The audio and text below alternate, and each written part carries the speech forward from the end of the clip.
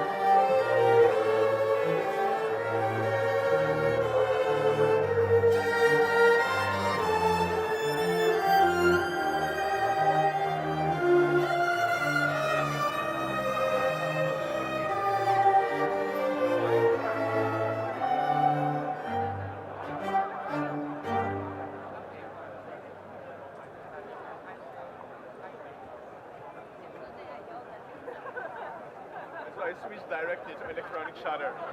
I'm sorry. But then at one point I couldn't do it anymore, so I just switched back to it. No, like, sure, just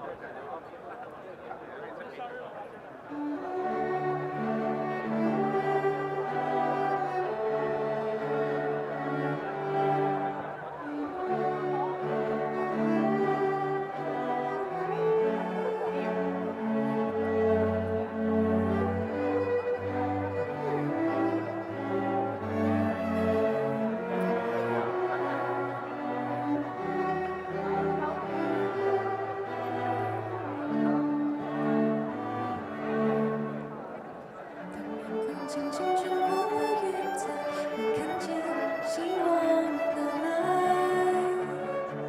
当风声来了，远方的气泡，我听见海的呼喊。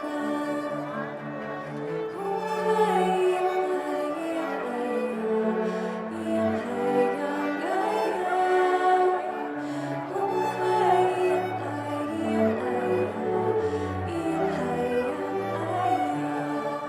红海的爱，永恒如海，不怕前方的路艰难，有你真挚的陪伴，有梦盛开，期待未来，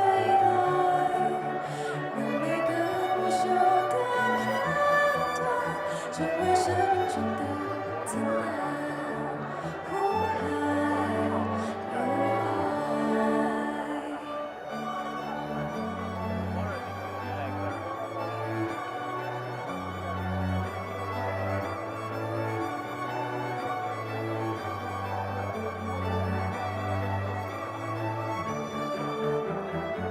江山上有我细心灌溉，我相信奇迹才会存在，建立起信念，不变的胸怀，我们在一起更勇敢。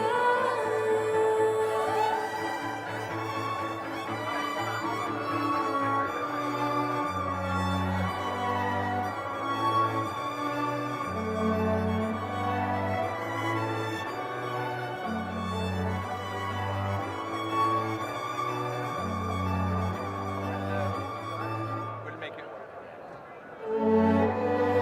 挡前面，挡右边。好，可以哥，没事，要不就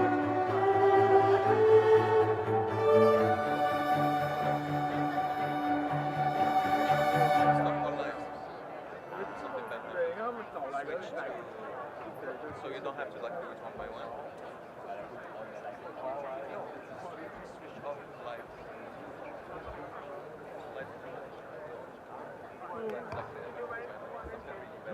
如果可以的话，因为你不会可以。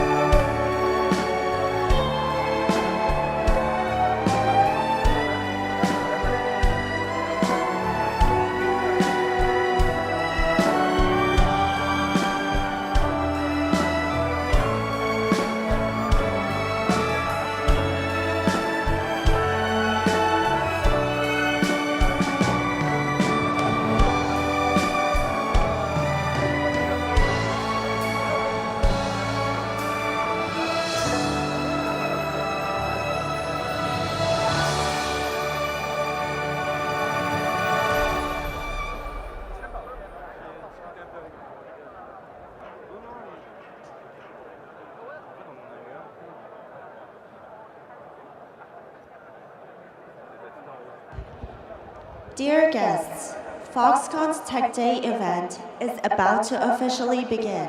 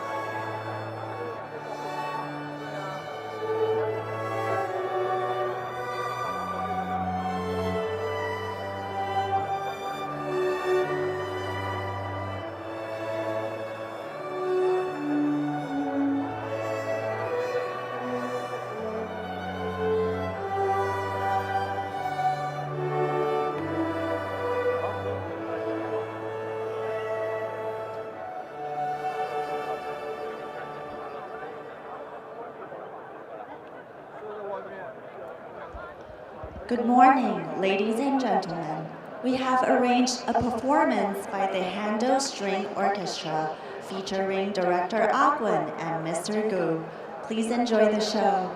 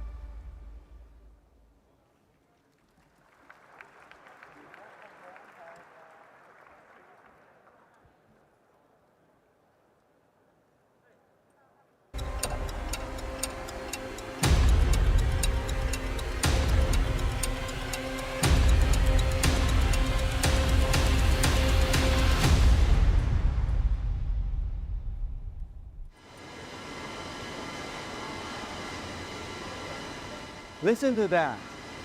That is the sound of AI. The world's first lighthouse AI server factory is one of ours. I'm standing in it right now.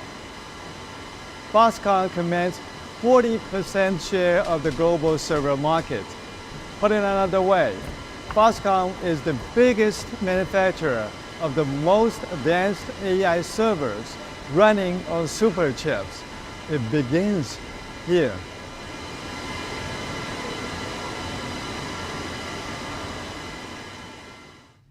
Oh, that's better.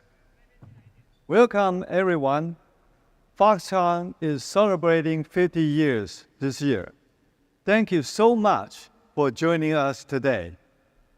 This鴻海Tech Day is a milestone. The past year has been all about artificial intelligence across industries and current events. AI is pervasive in what we do and how we see in what we talk about. AI has accelerated our imagination. This acceleration is coming as Foxconn is transforming. We are redefining ourselves with our 3 intelligent platforms. AI is driving our transformation, not for the sake of AI, but because it makes business sense for Foxconn. To kick off the first day of鴻海Tech Day, we have invited some good friends in clean technology, electromobility, and next-generation communications. To frame your understanding of what Foxconn is doing, we are the world's largest electronic manufacturing service provider. The unrivaled capabilities we bring to our global footprint, more than 200 locations across 24 countries, is being strengthened by our transformation. For example, Foxconn's automotive manufacturing facility and a supercomputing center, both in southern Taiwan, is all about automation and digital twin efficiencies. The supercomputing center will host the world's fastest ever superchip, assembled by Foxconn for one of the world's most well-known technology names. You know who I'm talking about. At鴻海Tech Day, you will see the very first mass-produced superchip-powered AI server rack in the world. This is all about smart manufacturing. Smart city is about next-generation communications, intelligent urban governance. These need an ecosystem in space. Since we met at鴻海Tech Day last year, 2 of our LEO satellites have been circled this planet more than 4,900 times. This year, we'll tell you how compelling collaboration in space will lead to innovative connectivity on the ground. Since 2021, at least 1 new electric vehicle has been unveiled at each鴻海Tech Day. Smart EVs. We won't disappoint you this year. The latest models, which you will see this morning, joins a terrific lineup of EVs, displaying our range and maturity in automotive development. The Model C, which the world saw for the first time in 2021, this year completed all 6 stages of the Asia Cross-Country Rally in August. That's 2,100 kilometers over a week. This is Southeast Asia's largest rally and a real test of automotive endurance, safety, and reliability. I'll make some magic and you will see it on the floor in a minute. By the way, the non-racing model has been one of the best selling passenger EVs in Taiwan.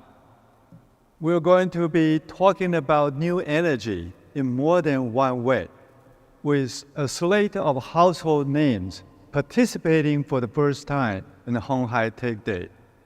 It is another compelling collaboration that we anticipate will lead to innovations in new energy.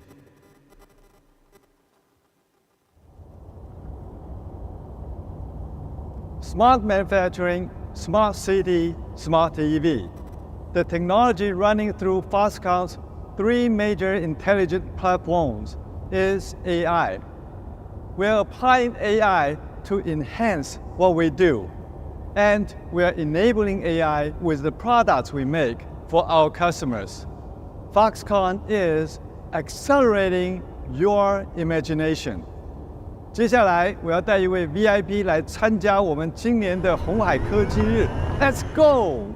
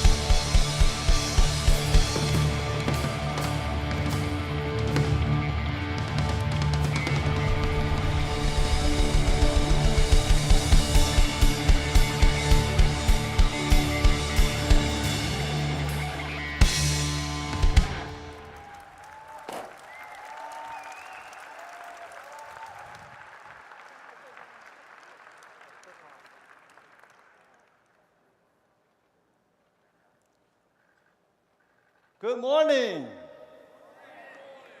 Wasn't that amazing?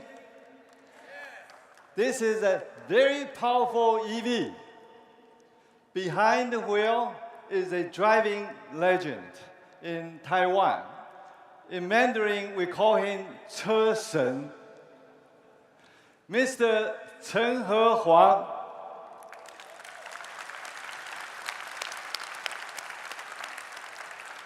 Put the Model C through its paces. This is Model C. Okay. It was changed up for competitive off-roading. It was the first ever EV entrant in the FIA sanctioned rally this year, taking place in Thailand. That's a Model C. We really had fun with that. Racing legend Mr. Chen will be talking more about his experience tomorrow during day 2 of鴻海Tech Day. So please check it out tomorrow. Well, I'm so delighted to welcome everyone to鴻海Tech Day 2024. You know, the first ever HHTD started in 2020. We held it in a high-tech shopping mall. There was less than 1,000 participants. Everyone had a face mask on. Fast forward 5 years. Look at us now. We have double the number of people here than we did last October. Over 2,000 registered to attend. This is a proper size exhibition hall for everything we are eager to show you. It is nearly double the space of last year. The number of exhibits and forums this year are another record for鴻海Tech Day. For the first time, we will open a day 2 to the general public. We want to share and inspire technology and Taiwan. This year, Foxconn is celebrating half a century.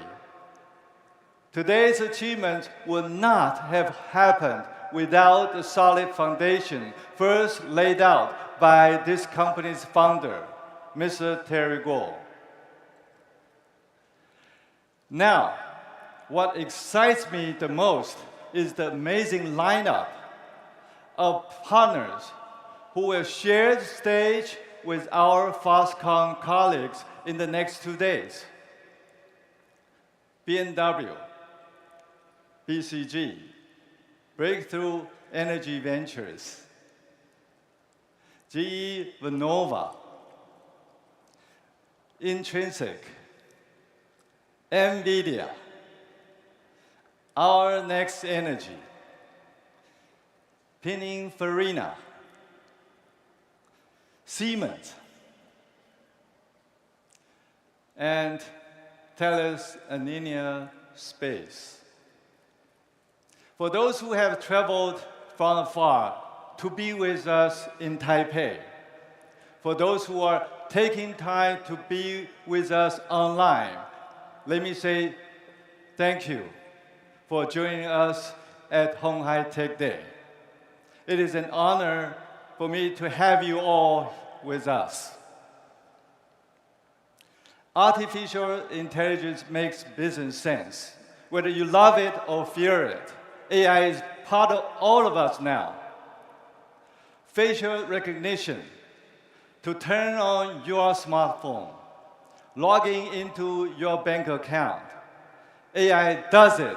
It doesn't sweat the small stuff. The user experience of the Olympics was enhanced by AI for the first time in Paris. AI can take on the big stuff. Foxconn is big. Our robust manufacturing excellence is being defined or redefined by AI. Emotional customers, dinner at Nobu among tech leaders, the anecdotes on AI demand are compelling. Let me tell you, our supply chain is ready.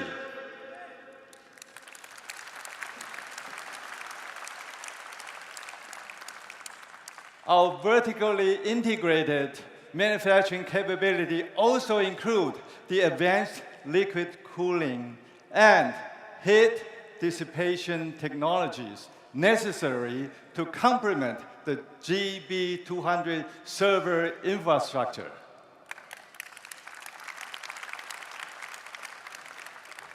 AI key components, AI key modules and boards, AI server and rack, high-performance switches, AI data center.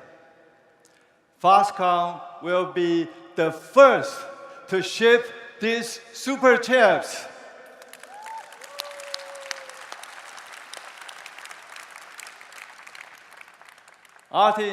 Artificial intelligence makes business sense. AI is embedded in automation. Automation is productivity. Our customers told us they want to see more automation. This is an almost one-fold increase in productivity when automation is deployed in our factories. Our automotive manufacturing facility, also in Kaohsiung, will be one of the group's benchmark AI factories. The site will utilize digital twin, connected to cloud technologies. It will achieve collaboration between virtual and physical production lines. This AI revolution is not just happening for us in Taiwan. In the Americas and in Asia, across our facilities and in those being planned and those under construction. This year, Foxconn is celebrating half a century. This company, your most trusted and reliable partner, has grown from making connectors to systems to more complex core competencies. 3 intelligent platforms enabled by AI. We are a platform solutions provider. I hope you enjoy the conversations during the next 2 days. Thank you. Thank you, Chairman Liu, for making that magic happen from on-screen to in-person. Let's begin the next session this morning by welcoming to the stage Benjamin Ting, Foxconn Senior Vice President of the Cloud Enterprise Solutions Business Group, and Deepu Tella, Vice President for AI and Robotics at NVIDIA. Hello. Hello, everyone. Good morning, Deepu. Good morning, Ben. How are you? I think, although we don't have the signature black leather jacket today, it is my utmost pleasure and deepest honor to invite you and welcome you to Honghai Tech Day. And on behalf of entire NVIDIA family, congratulations to Foxconn for your golden jubilee, 50 years. It's amazing. Jensen himself wanted to be here, but unfortunately he could not make it. So my job is to try to be maybe 1% of Jensen's capability. You know, Ben, something else I realized just now? Our CEOs are planning for their second careers.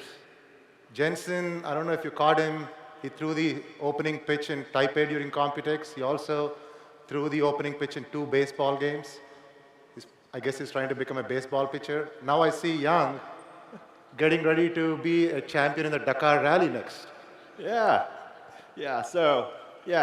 like our chairman just mentioned, you know, this year is particularly special for the company. You know, we're celebrating our 50th anniversary. So, you know, this is a great milestone. You know, we mark another important milestone for Foxconn. And we're so excited to share this moment with you, NVIDIA, and everyone here today, online, offline. Thank you. Welcome. Thank you. Okay, Deepu, let's kick off this session.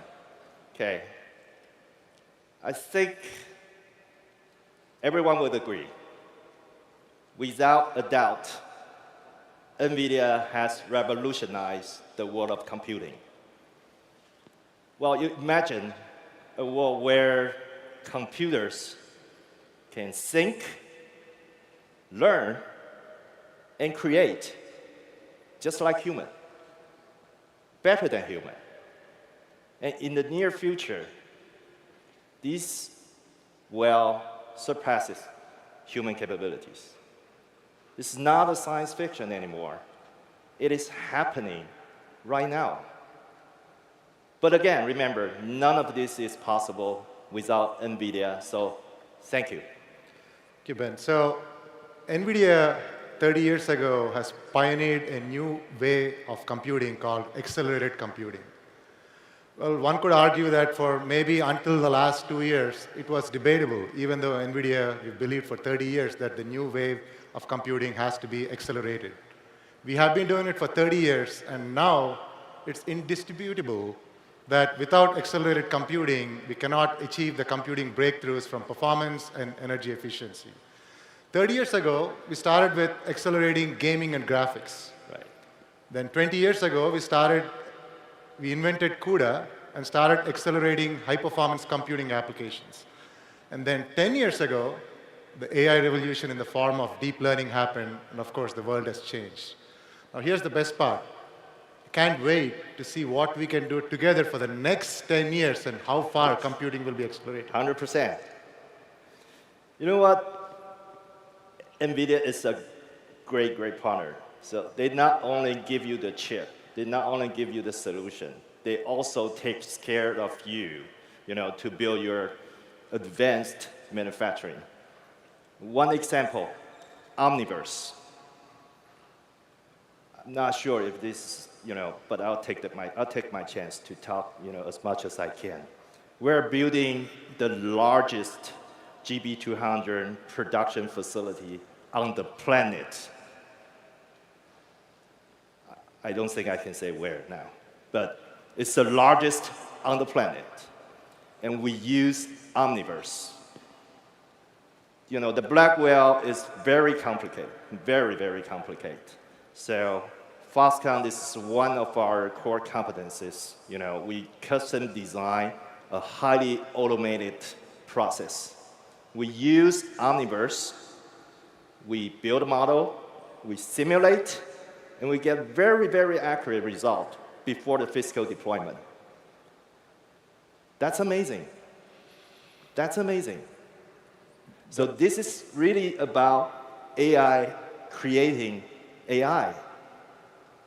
Yeah, so if you think about AI in the last 10 years and where we are today, much of it is in the digital world.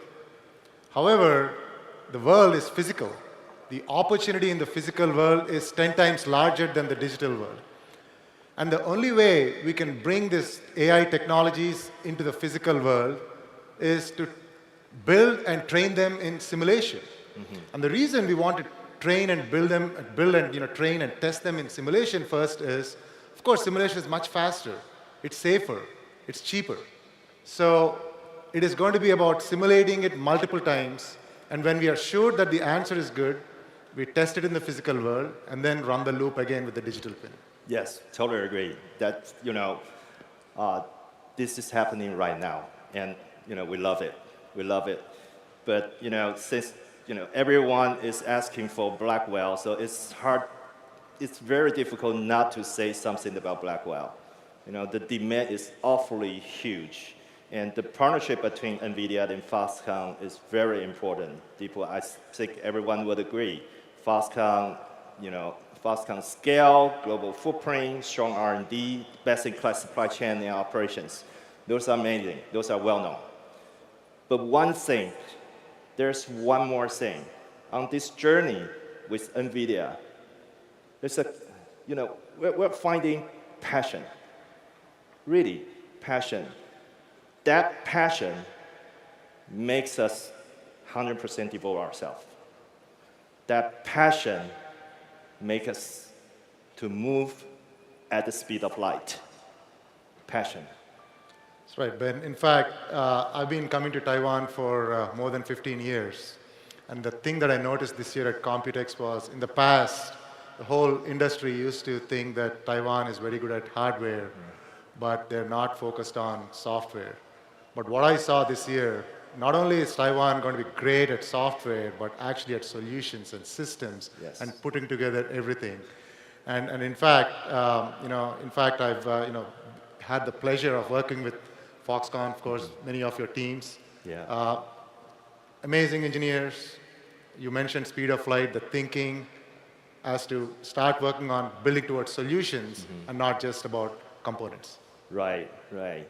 And also, since you talked about, not just the hardware in Taiwan, actually within Foxconn, our chairman also mentioned that, we did, remember that we just passed our 50 mark. So what's the next? What's the next? So we're in the process of transforming the company.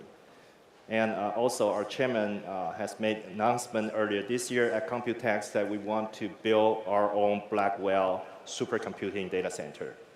And that's the horsepower, that's the foundation of the 3 smart platforms that our chairman just mentioned. Smart manufacturing, smart EV, smart city. Smart manufacturing, it has been and will be one of the Foxconn's core competencies. Smart EV, fast rising star. The smart city, it will benefit everyone. Underneath, that's the supercomputing power. So we have committed, when it is done, it is going to be the most powerful supercomputer in Taiwan. Yeah. Since we talked about the smart platforms, I would like to introduce my colleague, Foxconn Chief Digital Officer, Dr. Shi Zhe, on the stage.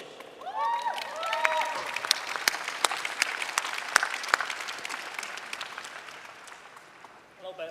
Yep. Morning, everyone. So excited to be here. That is amazing, tremendous computing power. And when we talk about smart manufacturing, we see, before that, I want to invite 3 guests coming to the stage to join the discussion. Let's welcome Wendy from Intrinsic, Anna Marie from Siemens, and Jeff from BCG. Hey, Dr. Shi Zhe, it all sounds great. I think I'll leave the stage to you all. Of course. Thank you. Thank you. Thank you. Thank you, Wendy. Dr. Shi. Thank you, Jeff. Stand up. Standing. Well, smart manufacturing. Well, as Chairman Yang mentioned, we have the 3 platforms, and the smart manufacturing is one of our Foxconn 3 intelligent platforms. The AI revolution is transforming our factories using supercomputing capabilities and generative AI. I think first time this year on our鴻海Tech Day, we released our smart factory platform. 50 years of experience, 24 countries, and over 200 locations, and more than 1,000 of factories. We have a lot of data and real-world cases. These are very valuable assets for our smart manufacturing platform. By fully unleashing the power of generative AI, I think we are in the journey to rebuild our factories to be smarter, faster, and greener.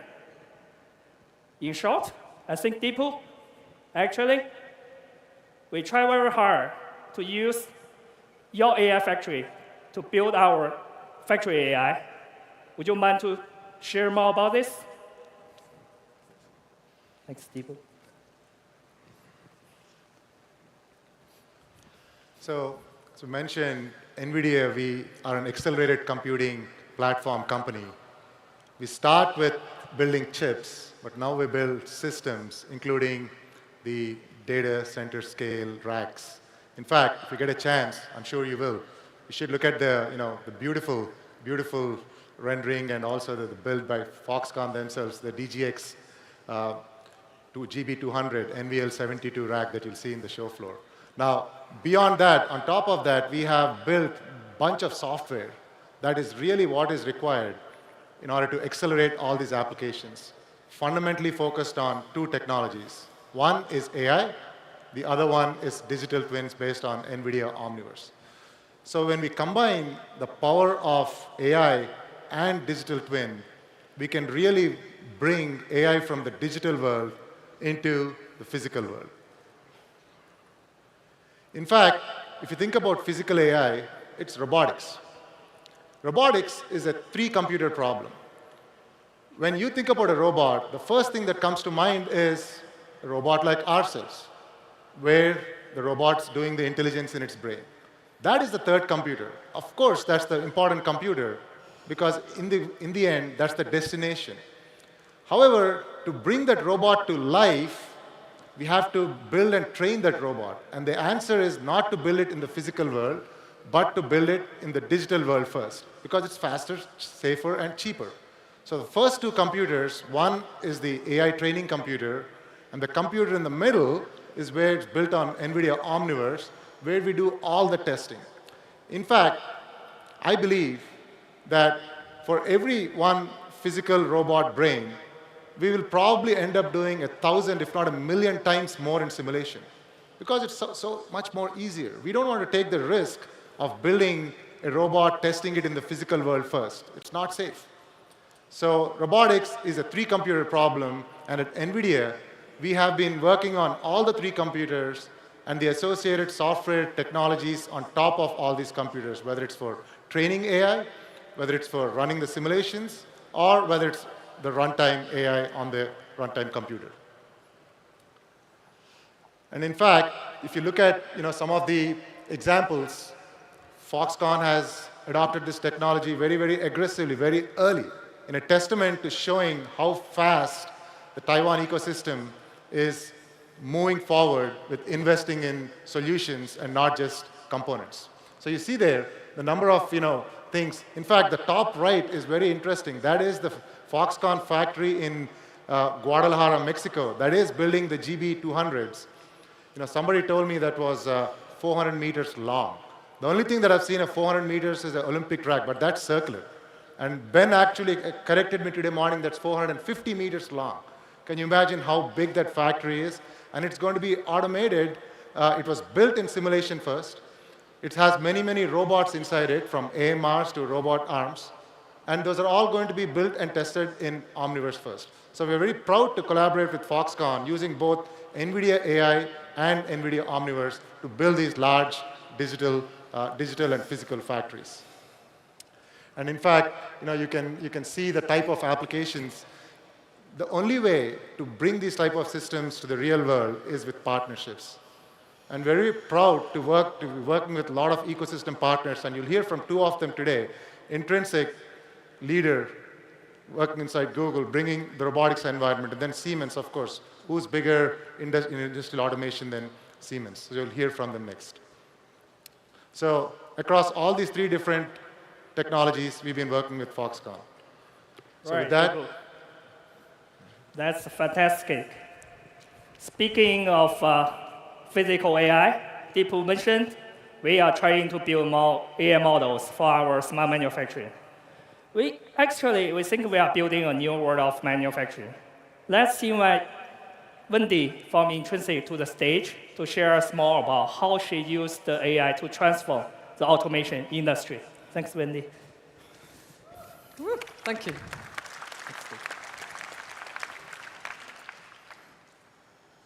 Hello, I'm Wendy Tan-White. I'm the CEO of Intrinsic. What is Intrinsic? We are a software and AI company. We're a sister company to Google, part of the Alphabet Group. And our whole purpose is to bring the value of AI into the physical world for you. And we're building an AI-integrated platform for intelligent robotics.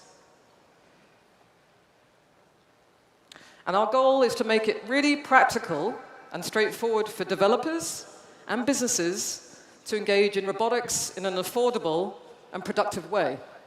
And to do that, we're building an AI-integrated platform for intelligent robotics and automation that is independent of hardware and devices. In fact, we interface with many different robot brands, for example. And with these AI-enabled skills and sensor-enabled data, we allow robots with automation to see, to feel, and to move. With digital twins, we can simulate the physical world, but we can also deploy into the real world in seconds. And this is going to enable you to customize your processes so you can create more adaptive and reusable automation solutions.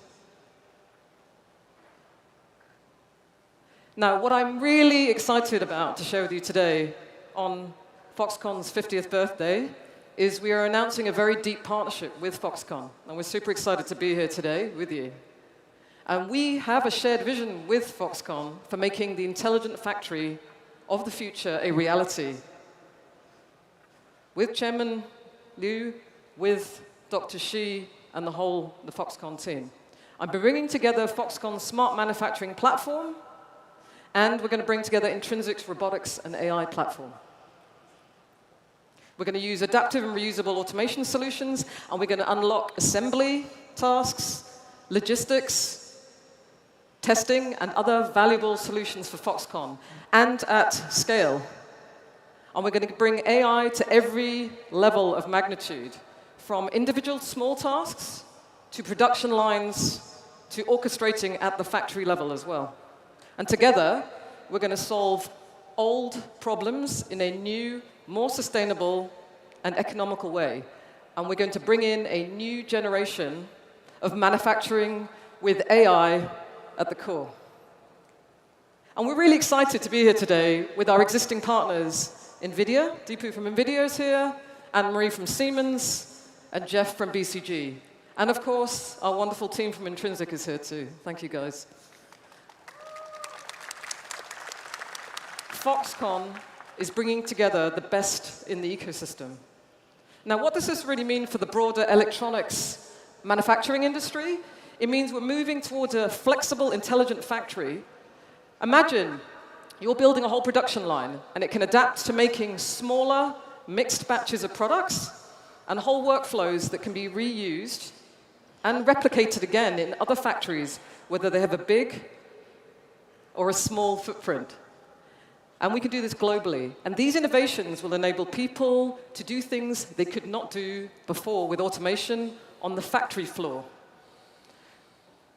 You're going to be able to do seeing with AI, the ability for cameras and sensors to identify and see and understand objects in space.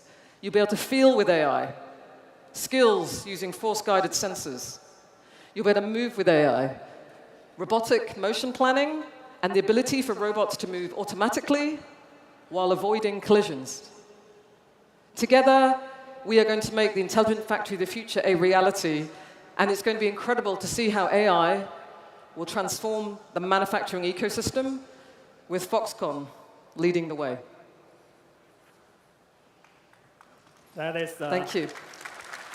Thanks, Wendy. I think that is fantastic.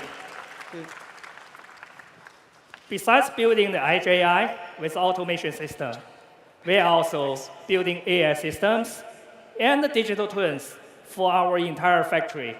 Our partner today here is a global leader in both automation and industrial software, Siemens.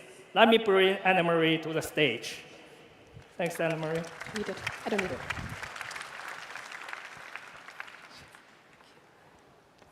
Thank you, Dr. Xu. It's an honor to be invited to Honghai Tech Day. At Siemens, we also believe in the potential of industrial AI. As the global leader of automation and industrial software, we are connecting the real and the virtual world with our digital twin technology, which is an integral part of the recently signed MOU between Honghai and Siemens. By using digital twins, we can create a virtual copy of a real factory. In this virtual factory, we can simulate changes to the production environment, processes, and equipment, rather than having to experiment with these complex processes in the real world. What makes our digital twin technology so powerful is that we feed it with real-time data generated by our automation hardware, thereby building a specific real-time replica of your production processes and creating an instant feedback loop. Powerful AI technologies are leveraged to enhance these simulations. So first, we optimize production in the virtual world before implementing the best model in the real world, saving you nerves, time, and money. But digital twins and software are only part of the story. At Siemens, we want to make manufacturing more adaptive, more autonomous, and more sustainable. We're the automation experts. We have profound knowledge of manufacturing processes. And we are actually pioneers of AI, especially when it comes to industrial applications. Already back in 1974, researchers at Siemens were experimenting with an early type of natural language, question and answer system. You could say, kind of like the grandmother of ChatGPT. We are at the cusp of a new age in industrial manufacturing. We can reach new levels of productivity, autonomy, and people centricity if we leverage the power of AI. The equation is simple. More speed, more flexibility equals greater efficiency. And efficiency simply translates to more money. To unleash this potential, 3 things will be necessary. Readily accessing the billions of data points that are on the shop floor, speedily aggregating them effectively across the entire enterprise, and evaluating them smartly through standardization. Imagine you can organize and analyze the data from your automation hardware on the edge or in the cloud using state-of-the-art AI technologies and feed the results back instantaneously to the shop floor to adapt your production processes in real time and at scale. If you do this right, the financial benefits can be tremendous. Let me make it more tangible. Together with Honhai, we planned, optimized, and built an entire production line using Siemens automation and software. Even before the line was built, it was planned and optimized using digital twin technology, which ensured that only the most performant version of the line was implemented. This helped to get approval from the customer faster and saved an entire week of reviewing time. Because the manufacturing process was simulated ahead of time with real-time data, ramp-up time for new products was reduced by 2 weeks. In operations, cycle time has been reduced by 25%, while throughput has increased by 20%. I think these numbers speak for themselves. The vision Honhai has set out is a long-term strategy. Having the right partners on board who share your vision will be crucial to its successful realization. We are proud to shape the future of intelligent manufacturing together with Honhai.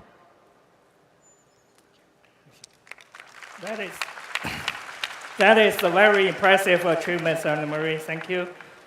I cannot wait to see more generative AI in our manufacturing. Let me bring Jeff from BCG to talk about how the power of Gen AI in manufacturing. Thanks, Jeff. Thanks, Dr. Xu. It's a real pleasure to be here today at Honhai Tech Day. I come from BCG. We have a heritage, of course, in strategy, but manufacturing transformation, and are now the leading AI consultancy. We're very privileged to help Honhai Foxconn ensure that AI makes good business sense. AI is at the center of the transformation into a smart manufacturing platform. All the initiatives to incorporate the great technologies and partners that we're hearing about today, and you'll hear about this afternoon, are brought together in an initiative at Foxconn called Genesis. Genesis is about harnessing the power of AI and generative AI for manufacturing. Now, if we think about AI, what do you need to get real value? A few things are very important. Indeed, one needs great human expertise. One needs the right amount of compute. You need IT, OT architectures. But very critically, you need data to be differentiated. One of the great advantages that Foxconn has is arguably the world's leading and largest manufacturing data set, driven by the large footprint that we've been hearing about today. Now, those data, when combined with generative AI, but also machine learning, optimization, and other technologies, yield measurable impact in OEE, in throughput, in CapEx avoidance, and make good business sense. The factory of the future, as envisioned by Foxconn, is built upon 3 principles, which we call ASL. Autonomous, meaning data and algorithms together recommend interventions, recommend other settings, and things to be done on the factory floor to the still very important human operators. Scalable, meaning these are not use cases that are stuck in POC or pilot, but rather are deployed to the global footprint, and the global footprint actually benefits all the solutions as a whole. And learning, meaning when a problem or a defect is solved in one place, that information, that learning is then incorporated into algorithms that yield better performance going forward. So ASL is the set of principles upon which Genesis platform is being built. Let's make this real for a moment. If we think about injection molding, right? Really the one core bit of manufacturing process. Foxconn operates over 10,000 injection molding machines around the world today. Injection molding machines require a very skilled operator to dial in very precise settings, both at the point of new product introduction and to manage defects during mass production.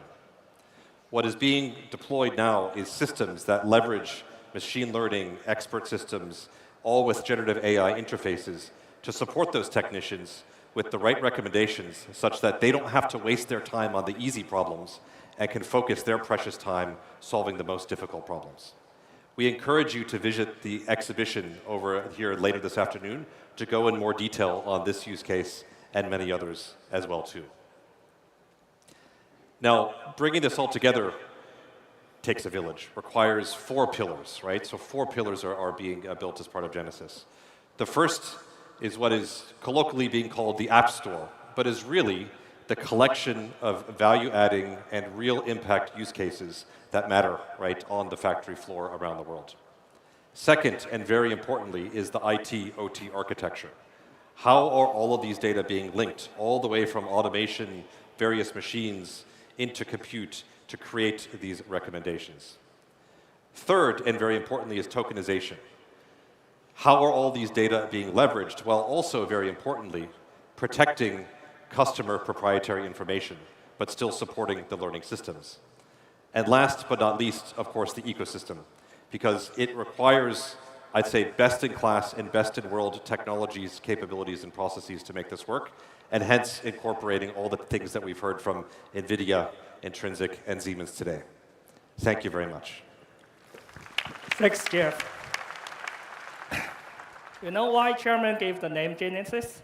Because Genesis means the beginning. We are at the beginning of the new era of industrial evolution.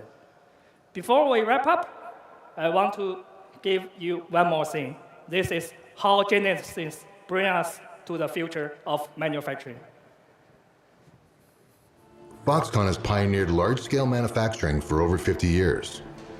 With 205 factories across 20 countries and over 900,000 employees, Foxconn generates an unparalleled amount of data every second. Going forward, we will use AI to aggregate knowledge and empower our human technicians to achieve higher efficiency. We call this initiative Genesis. Our goal is to develop factories that are autonomous, scalable, and learning. We are poised to lead the charge alongside our partners to overcome obstacles and to set new standards. We invite you to see our progress and innovation firsthand in today's Honhai Tech Day. Thanks.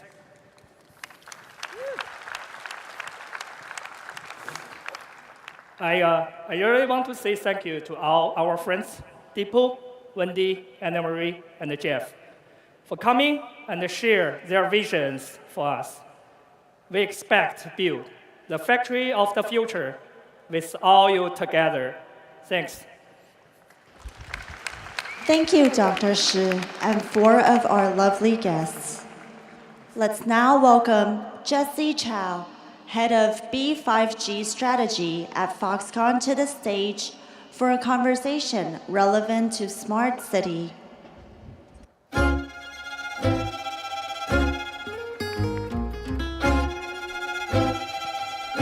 Morning, everyone. I'm Jesse.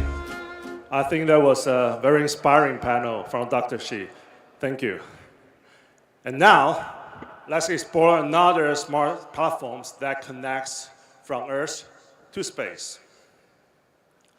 Last year, we achieved our first milestone by launching our 2 Pearl CubeSat into low Earth orbit. This year, we aim to further accelerate your imaginations as we look towards 2030. By 2030, the smart city will enter a whole new era enabled by the 6G network standards. This will leverage the strengths of LEO satellite networks to provide ubiquitous connectivity, and also, we have NVIDIA's here, right? AI-enabled infrastructures and ultra-low latency services wherever you are. At Foxconn, we're expanding beyond making devices. We're building platforms that connect them globally. We're creating a network of satellites to link smart factories, cities, and soon, the smart AVs. To achieve that, Foxconn cannot do it alone. We need a strong partner. To tell you more, let's welcome one of my good friends from Thales Alenia Space, Didier Labouche. Hello. Very happy to be here. Yeah, thank you, Didier.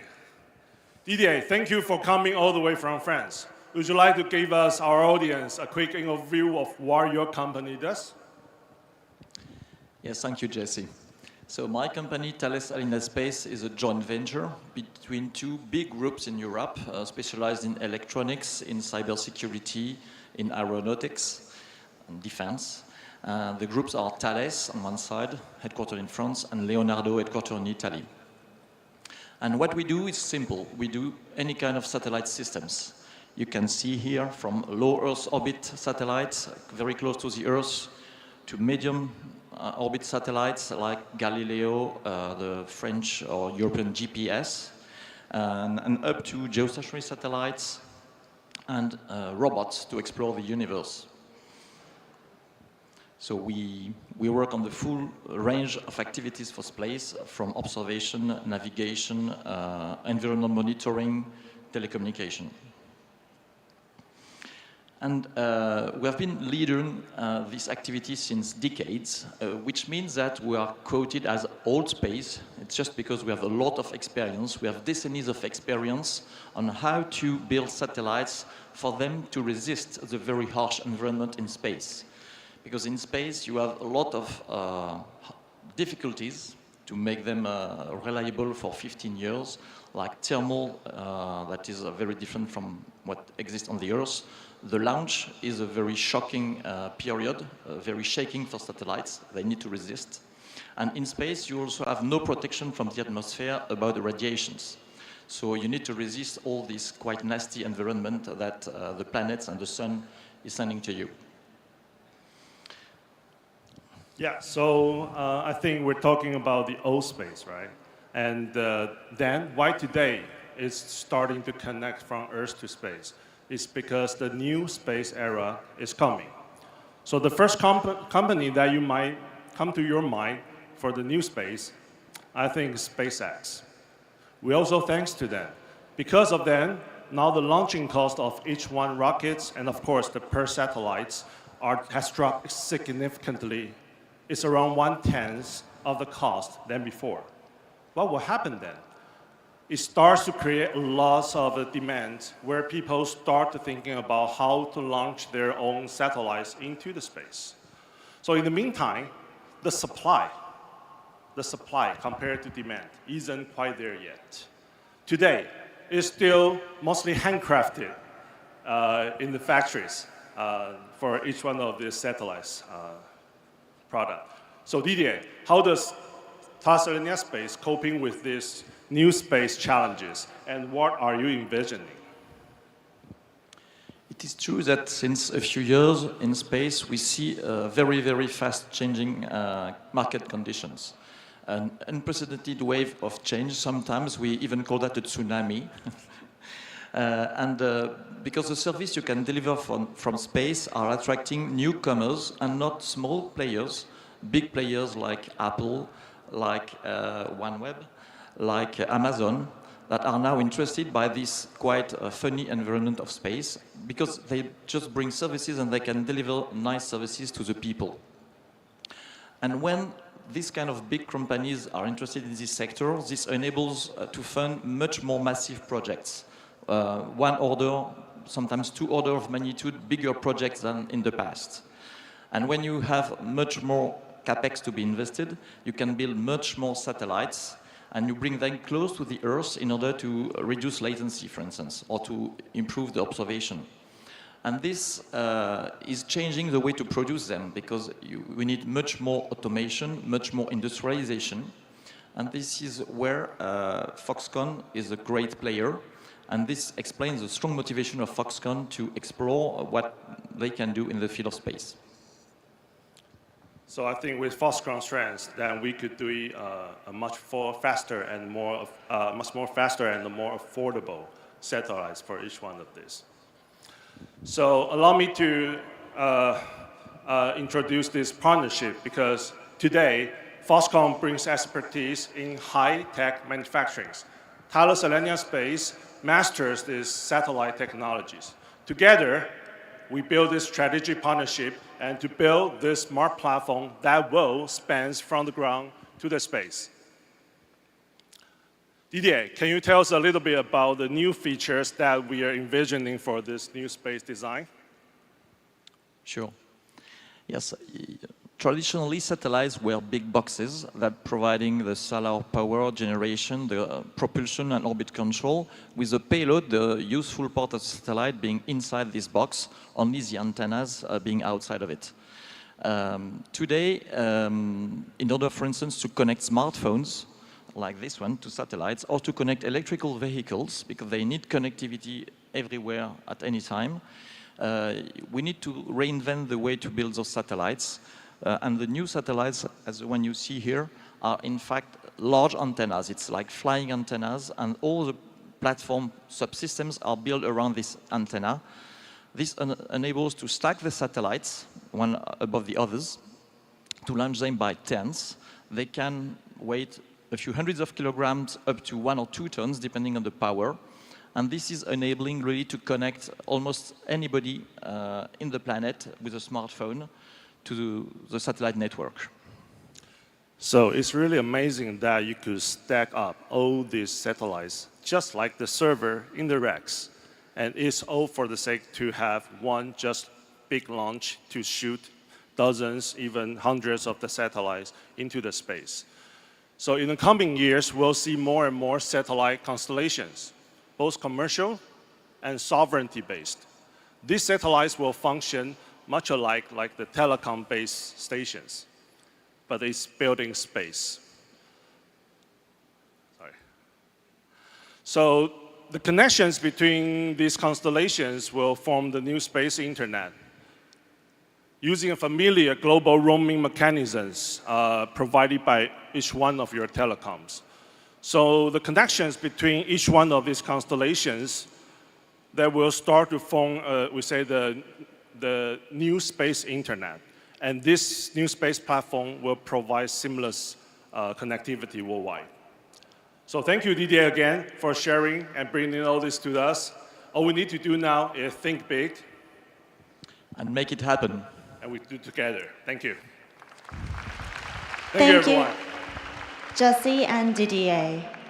For the next session, Jerry Shao, Chief Product Officer of Foxconn, will moderate a panel of experts on clean energy and how it brings partnership together to innovate.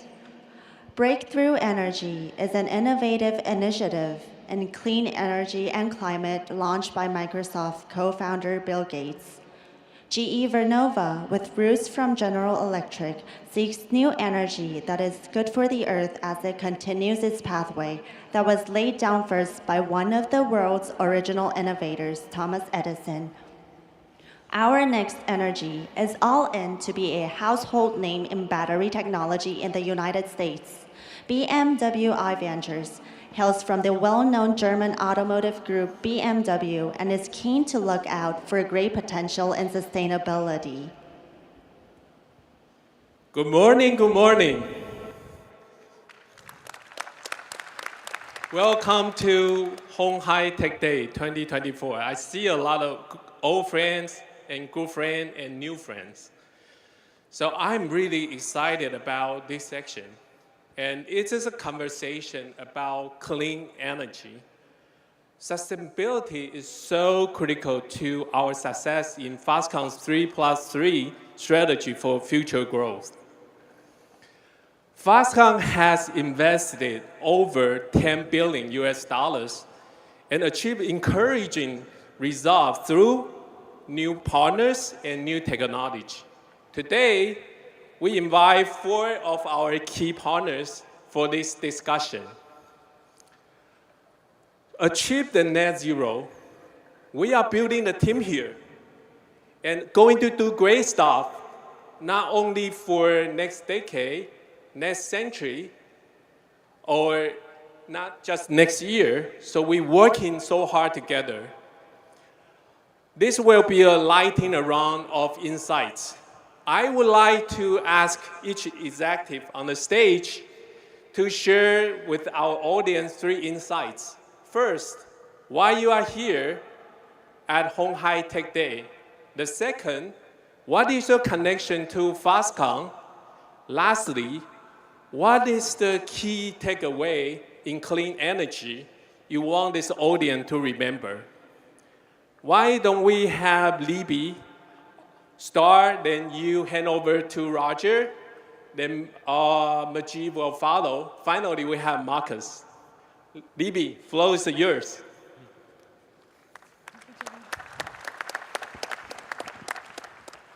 Hi, I'm Libby Wayman. I'm a partner at Breakthrough Energy Ventures. It's such a pleasure to be here at鴻海Tech Day. Thank you, Chairman Liu, for inviting us to join you to share our insights and our perspective on the future of energy. Breakthrough Energy was founded by Bill Gates nearly 10 years ago to invest in the companies that can accelerate our transition to a clean economy. It's our thesis that the companies that can accelerate this transition will not only make enormous impact, but will be the leaders of the future of industry. To date, we've invested in over 160 companies that embody this thesis. And we invest in this space because energy is prosperity. It's what powers us, what moves us, what makes things, what shelters us, and what feeds the world. And each one of these sectors is poised for transformation, powered by innovation to address climate change. Today, I'll share with you some key insights on just 2 of these sectors. The electric grid is the largest machine on Earth, and it is expected to expand by 4 times to accommodate new demands and the clean economy. For example, AI, we've heard a lot about this morning. It already consumes 2% of global electricity production, and this is expected to double in the next 2 years and to continue to double with the expansion of AI. Electric vehicles today actually only consume about 0.5% of global electricity generation, yet this is expected to expand by 20 times in the next 10 years. And electricity will be generated in new ways. Today, over 75% of new capacity added to the grid is from solar and wind, yet only 15% of electricity that's actually generated is from renewable sources. This means that this growth will continue for decades to come as renewables displace other sources of electricity production. However, significant barriers still remain to fully decarbonizing electricity production. First, we need dispatchability. That means getting electricity when and where we need it. We also need base load power because solar and wind aren't always available when and where you need them. One of the most promising technologies for base load power is actually fusion. After decades of research, scientists have now demonstrated net positive electricity production from a fusion reaction. And on the left is a view of a fusion reactor that is now being scaled up to a commercially relevant scale outside of Boston, Massachusetts. Dispatchability, getting electricity when and where we need it, will be enabled by expanding transmission and deploying significant amounts of electricity storage. All of these sectors represent enormous opportunities to address climate change and also for economic growth. Transportation is another sector that's on a similar trajectory. In 2023, 14 million electric vehicles were sold. This is a 35% increase over the previous year and a 600% increase over 5 years. Yet, Yet, there are significantly more internal combustion engine vehicles on the road. All of this growth has brought the global fleet of electric vehicles up to 40 million vehicles, and there are 1.5 billion internal combustion engine vehicles on the road today. That means this sector will grow for decades to come as internal combustion engine vehicles are replaced by EVs. Yet this growth has barriers as well: cost, range, materials availability, and battery safety. The companies that develop and scale battery technologies to address these barriers will not only make impact in climate change here, but will also be poised to lead in this enormous growth market. The road ahead will not always be smooth. There will be challenges. We will face shortages. We will face times of surplus, dramatic price declines and spikes. Yet the companies that persevere and invest in discovery, development, and deployment of clean energy technologies will not only make a global impact on climate change, but will also be poised to be leaders of the future. And we look forward to expanding collaborations to bring these technologies to global scale manufacturing. And now I'd like to invite Roger Martella from GE Vernova to the stage to share with us how GE sees these opportunities.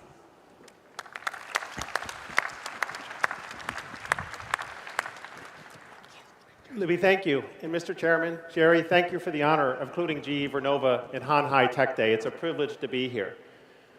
When Thomas Edison invented the light bulb and founded General Electric, he started the first electrification revolution. And in the 130 years since, the inventions he created, the companies he built, have lifted up the quality of life for billions of people around the planet. But today, we're at the beginning of a new revolution, a clean energy revolution. An energy revolution focused on electrifying the planet, decarbonizing the energy sector, and sustainable economic development for everyone. But this time, GE cannot do it alone. We're going to lead this clean energy revolution together with our partners, one of the most important of which globally is Foxconn. So it's an honor for us to be here. And with that, I would love to introduce our CEO, Scott Strazik, to share what GE Vernova is doing and how we're collaborating with Foxconn. So if we could please share Scott's video.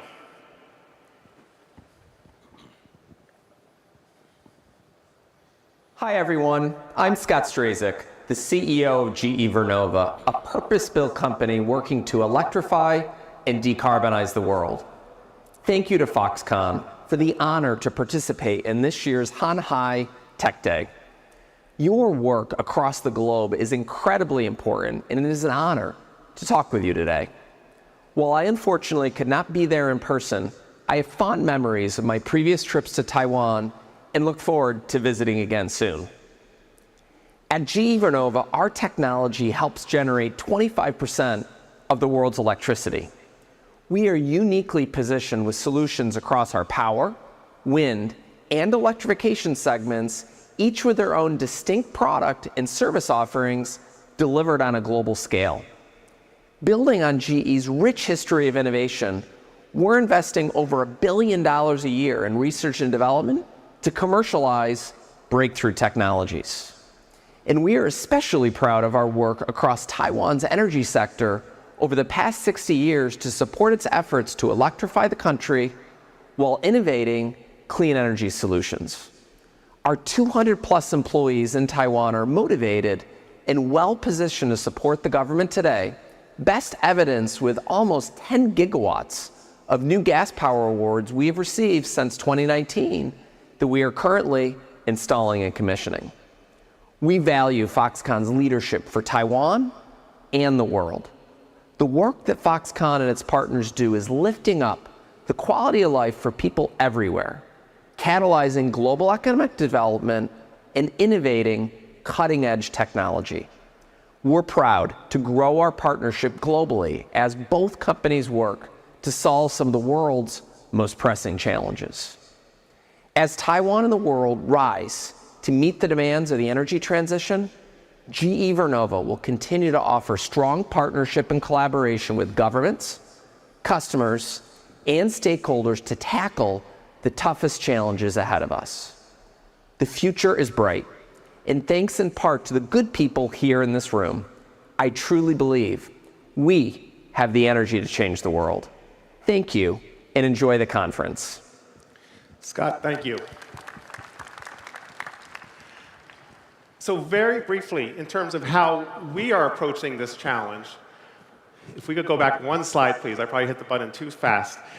We have a sustainability framework, and we are the first company to put electrification as a core part of its sustainability mission. We've heard about the need to power artificial intelligence, data centers, the beautiful electric vehicle that came through here to make sure that kids can turn the lights on and feel safe, parents can access their jobs, and people can access healthcare. That's our imperative, to electrify the planet. But at the same time, we need to focus on decarbonization. As we grow capacity, make sure the electrons we introduce are cleaner than the ones that came before it by lowering carbon intensity and investing in the breakthrough technologies of the future, like carbon capture, small modular reactors, and hydrogen, things that Libby talked about. All while we conserve resources and operate as a company and lift up the quality of life for our people and our communities everywhere. So we support that with our performance, but as I said in the beginning, we cannot do this alone, and that is why we're so proud of Foxconn's global leadership and the unique role that it plays with its electronics expertise, with its manufacturing prowess, and its global scale, and our partnership together to expand their presence in the United States, to bring the best of what they do, to serve for the benefit of electrification, decarbonization, and sustainable economic development through their leadership in helping us to deliver battery storage manufacturing in the United States that will service all of those goals. As I said, this is the beginning of a revolution, the clean energy revolution. We're proud of our partnership with Foxconn. We're proud of Foxconn's leadership, and we have confidence that when history looks back on this, they're going to be at the table as one of the global leaders that help solve the world's most pressing challenges together. Thank you. Thank you, Roger. Thank you very much, Roger. And it's a pleasure to be here at鴻海Tech Day to share this vision that GE just expressed. Now, as Jerry has brought us together in partnership with Foxconn, it's inspiring to witness Chairman Liu's 3+3 vision in action. The electric vehicles that you have on display are truly remarkable. We want to position ourselves with Foxconn to become a global leader in electrification. As One and Foxconn has started working together, we established 3 points of commonality. Our vision at One is simple. We're here to solve and improve the range of electric vehicles because that is the most essential element to commercializing a successful industry that electric vehicle buyers are interested in. We want to make sure that safety is at the center of everything we do. We can't afford battery fires. We have to put an end to catastrophic thermal runaway and battery fires that can threaten products. And very specifically, working with Foxconn, addressing the topic of global supply chain. Scale and the people that scale will be the first to win the marketplace. I want to introduce now 3 technologies. The first technology is a 1,000-kilometer battery. The second is a 600-kilometer battery that can recharge 500 kilometers in 15 minutes. And the third is a smart battery that starts to connect the automotive industry and transportation with the grid. This 1,000-kilometer battery was birthed as an idea in 2021. Working with Marcus at BMW and with all of our partners at BMW, we started to develop this technology in 2021 in joint partnership. And in 2023, we were able to demonstrate a 978-kilometer drive on a single charge with BMW. This begins the revolution where an electric vehicle can become the only vehicle that you need. Right now, electric vehicle adoption has hesitated because of range. As we start to develop our strategies for electrification, we have to deal with the topic of battery fires. It is not acceptable that you have recalls that can threaten the business viability, that you have cargo ships with EV fires that can threaten insurance industries' willingness to ship batteries and electric vehicles across the oceans, and that you can threaten apartment buildings with battery fires in garages. These are topics that One deeply cares about in the development of technologies that can solve and make sure that energy transition is successful. Now, our battery technologies, if you go back to around 2020, leading developers of LFP or iron-based battery technologies in China had achieved about 400 kilometers of range with a safer battery that was lower cost and had a more durable supply chain. But that was not sufficient for the Western markets. The Western markets had set the bar at around 500 or more kilometers of range. We are now working on an iron-based battery that can deliver 600 kilometers of range, recharge in 15 minutes, 500 kilometers. And to give you an example of how powerful that can be, if you were to circumnavigate the Taiwanese island 1,500 kilometers, you'd only need to stop twice to recharge, and each stop would only be 15 minutes. That could be a powerful future to enable this electrification journey. Our final stop in our battery technology review at one is a smart battery. A battery that could back up your home for days if you had a power outage during a storm. A battery that can serve your automotive needs and transport you back and forth to work and take long trips as we described. But importantly, that same battery, as Roger has outlined the vision for grid batteries, can service the grid. While you're at work, your battery's working hard to earn revenue for you. That is a very different future, where you're buying an electric vehicle. And if I look back at the Apple example of iPhone, the most important aspect of what changed our lives permanently was the advent of something called the App Store. It was a marketplace. Think about a smart battery, an energy marketplace, where that same battery in your car services the grid and earns revenue like $1,000 a year. That changes the game on electrification and adoption. So we're working to bring that future to life. We're proud of our partnerships on stage. We're very thankful to our partnership with BMW.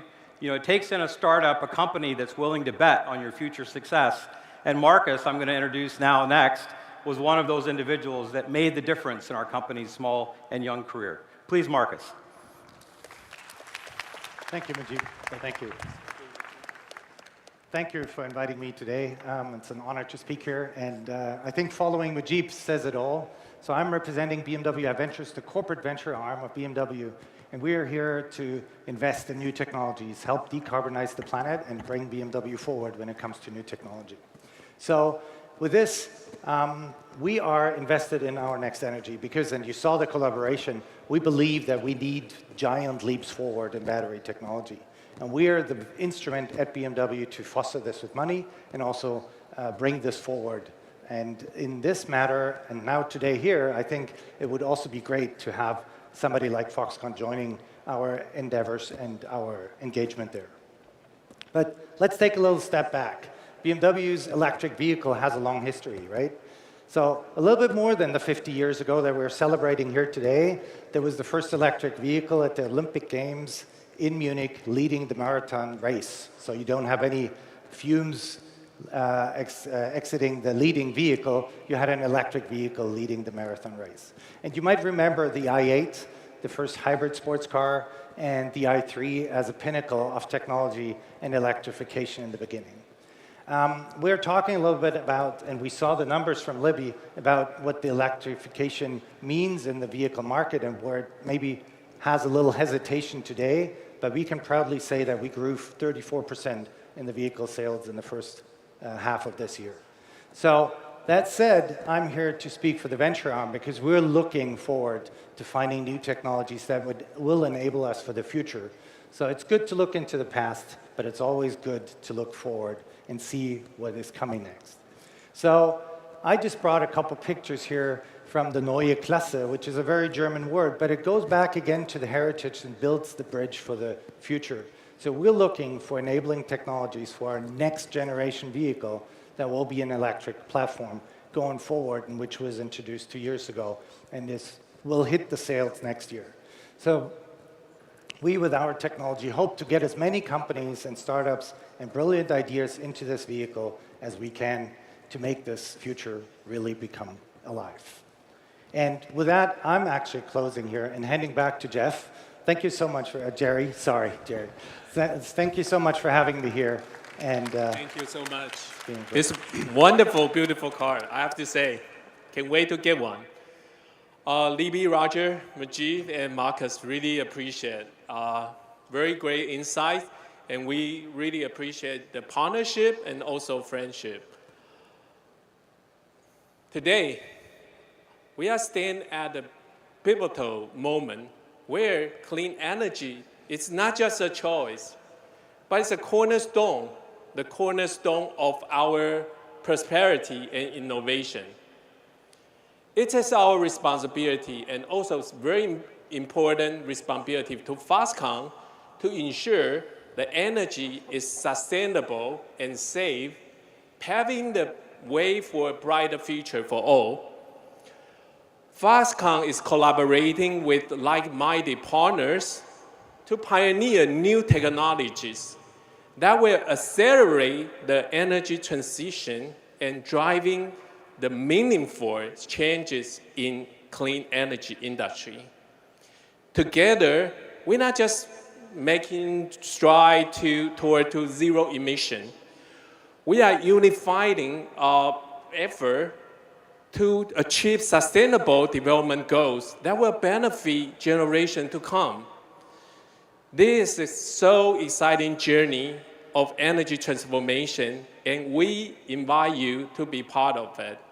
Let's join hands to create a bright future fueled by innovation and sustainability. Thank you so much.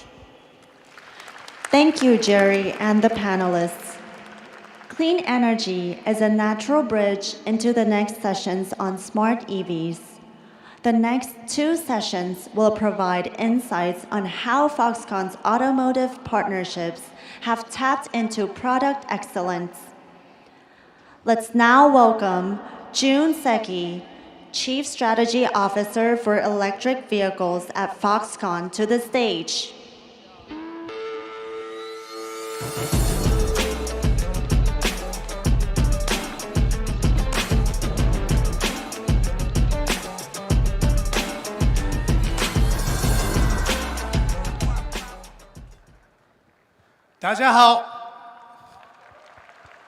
Guten Morgen, bonjour, and ohayo gozaimasu.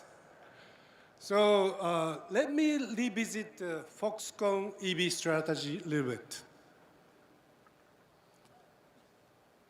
Our core business is, of course, assembly, contracted manufacturing, same as like smartphones, laptop, game machines. But thinking about EV business, we needed a little punchy spice. That is DCDMS. D for design. Why we need a design service together with assembly service? Because when we look at the EV market, we are seeing many non-auto EV players. Of course, they don't have EVs.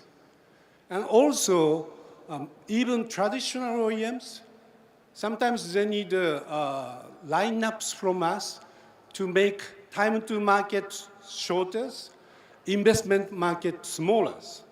So that's why we have a CDMS together with CMS. Then after my sessions, 3 new car comings, and then those are extending our business for more flexibility to customers. And also, we do this design service for component side. From left-hand side, you see component, module, and platforms, and also even after sales. After sales is mainly like a charger, energy storage. We do provide a manufacturing service together with design service for this. But we don't have to do these components, everything by ourselves. Organic is very important, but efficiently having a partner is even more efficient. So, you know this right-hand side guy is very famous, our chairman. A left-hand side guy, Dr. Crane Holger, CEO of ZF, was on this stage with me last year Honghai Tech Days. And he said, we make a joint venture together with Foxconn in 24. Actually, we did. As you see, May 1st, we newly established ZF Foxconn chassis modules. we need a new name. Too long. Let me shorten the ZF Foxconn. So now, I want to invite our new families.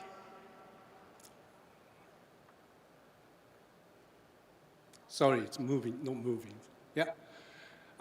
Mr. Ekdorf, CEO of our new joint venture. Come on stage.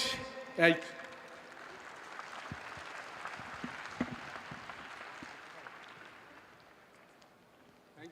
Thank you. Thank you. So, Ek, this is your first time for our Honghai Tech Days. Yeah? Yes. How do you feel? It's amazing. It's really a great show, great honor to be here, and learning a lot. Very inspiring sessions up to now. Yeah. So many people. Yes. Probably we must worry about food court after this session. Okay. So, Ek, first, can you provide the outline of our joint venture? Okay. Our company, essentially, everybody knows what Foxconn does for the mobile phones, right?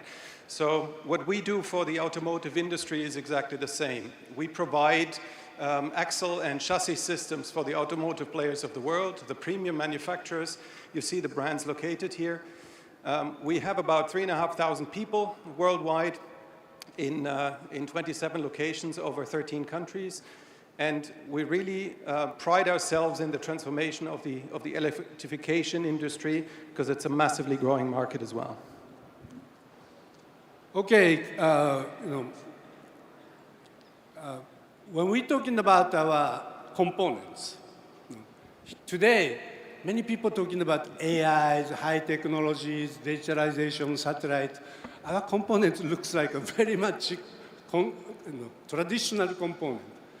Under this digitalization world, can you explain to us why market is focusing this product, why you are growing so fast? Okay.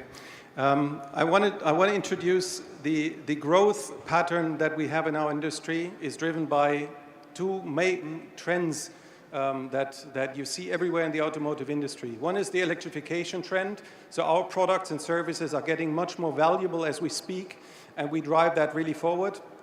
And the second driver is the outsourcing trend itself. So where the OE manufacturers are focusing on their differentiation, on their powertrains, on their differentiation between the different players in the market and give more content to other players.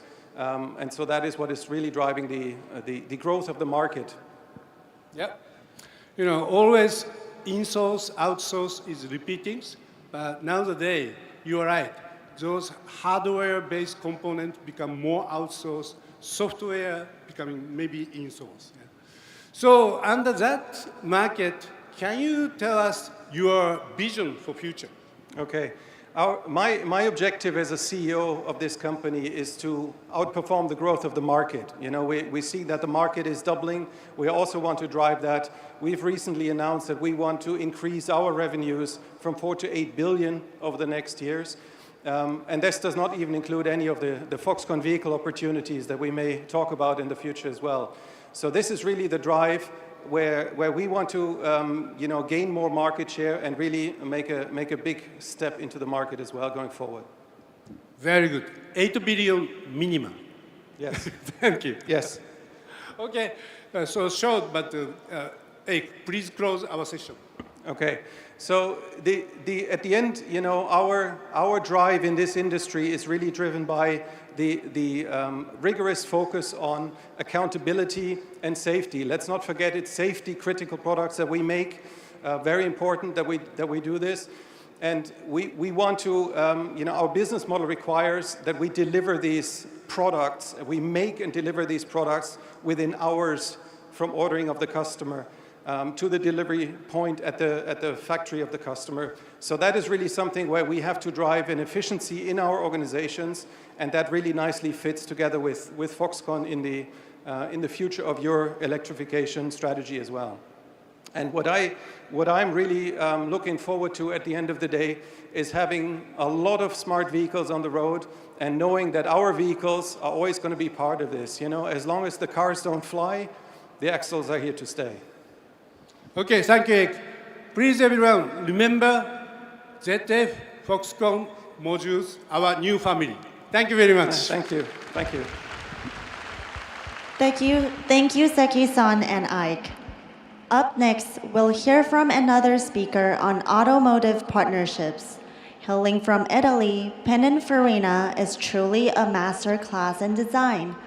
Let's welcome Felix Kilbertus, Chief Creative Officer of Pininfarina, to the stage.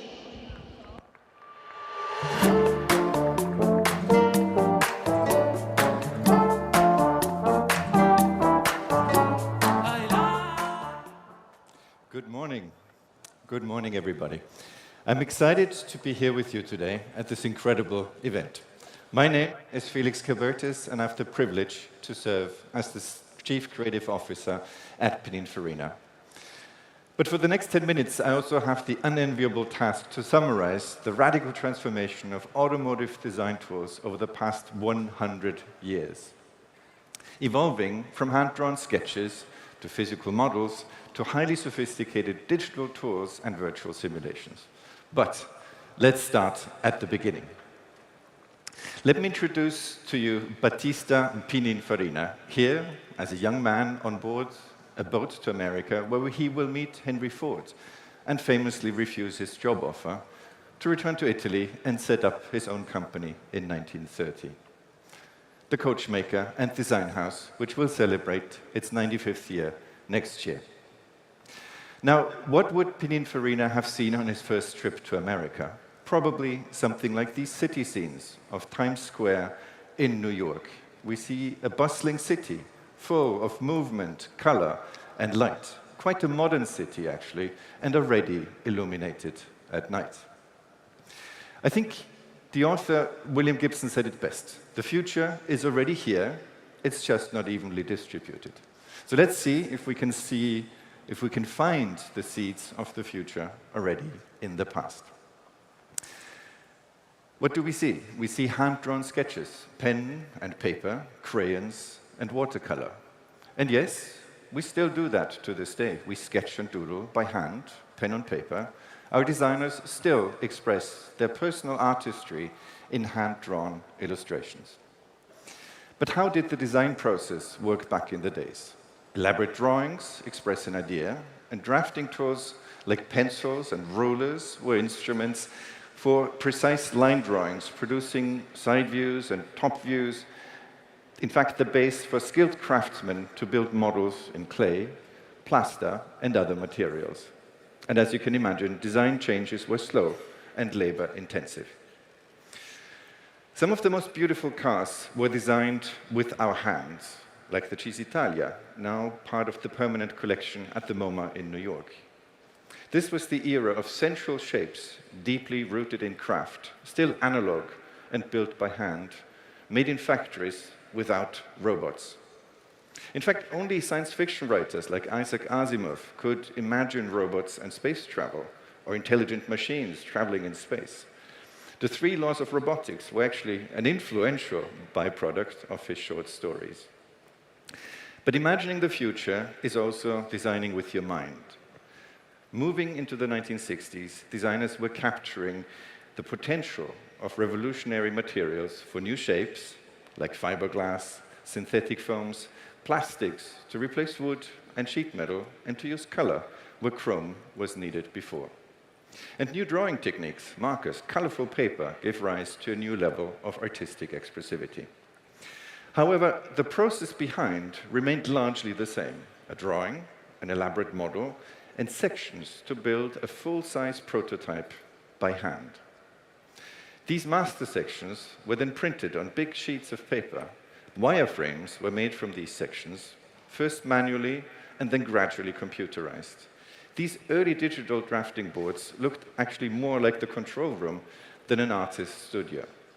And this was perhaps not a coincidence, because similar technology was used by the Apollo program at the same time.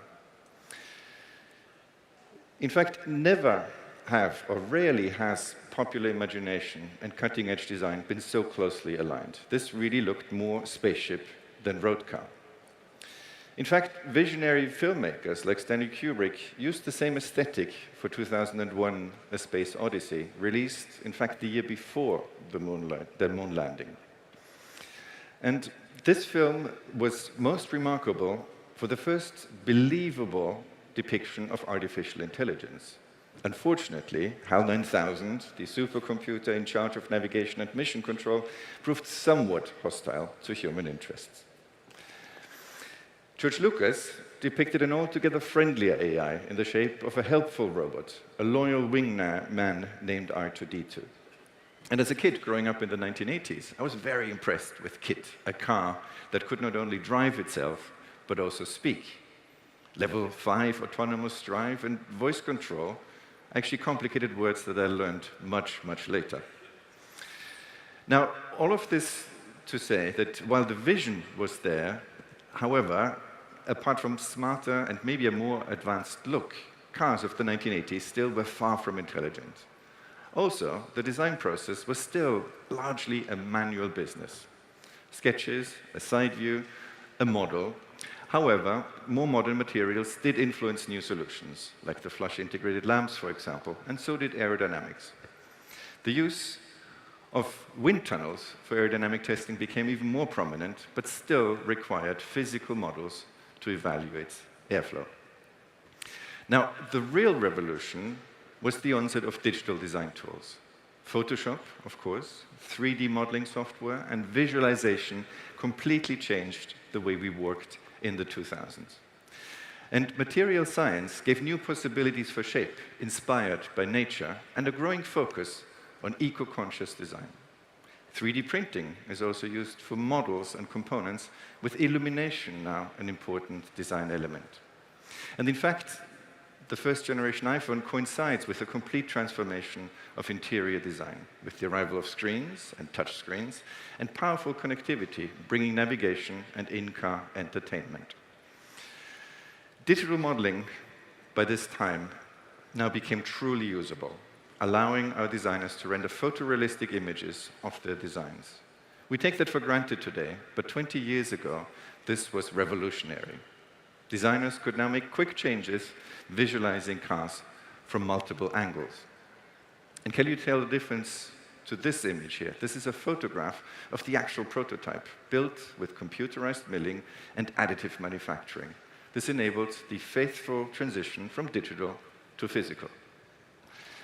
Even the package itself became interactive and fully 3D. Such parametric models, where dimensions and constraints could be easily adjusted, provided more flexibility for packaging. Long gone are the days since hand-drawn side views. So, how do we work today in Pininfarina? Design has become more collaborative and connected than ever. We can now work with our partners remotely and across continents. Design reviews are now fully immersive. We have wall-sized screens and can see shapes in real size and in real time. Digital design tools enable virtual prototyping, reducing the need for models. The engineers and the designers now run simulations for aerodynamics or crash requirements in parallel, therefore saving time. UX and UI design becomes the new frontier. We now need to answer new questions and work in new ways. We not only have to design shapes, but also interaction, motion, and human-machine interfaces.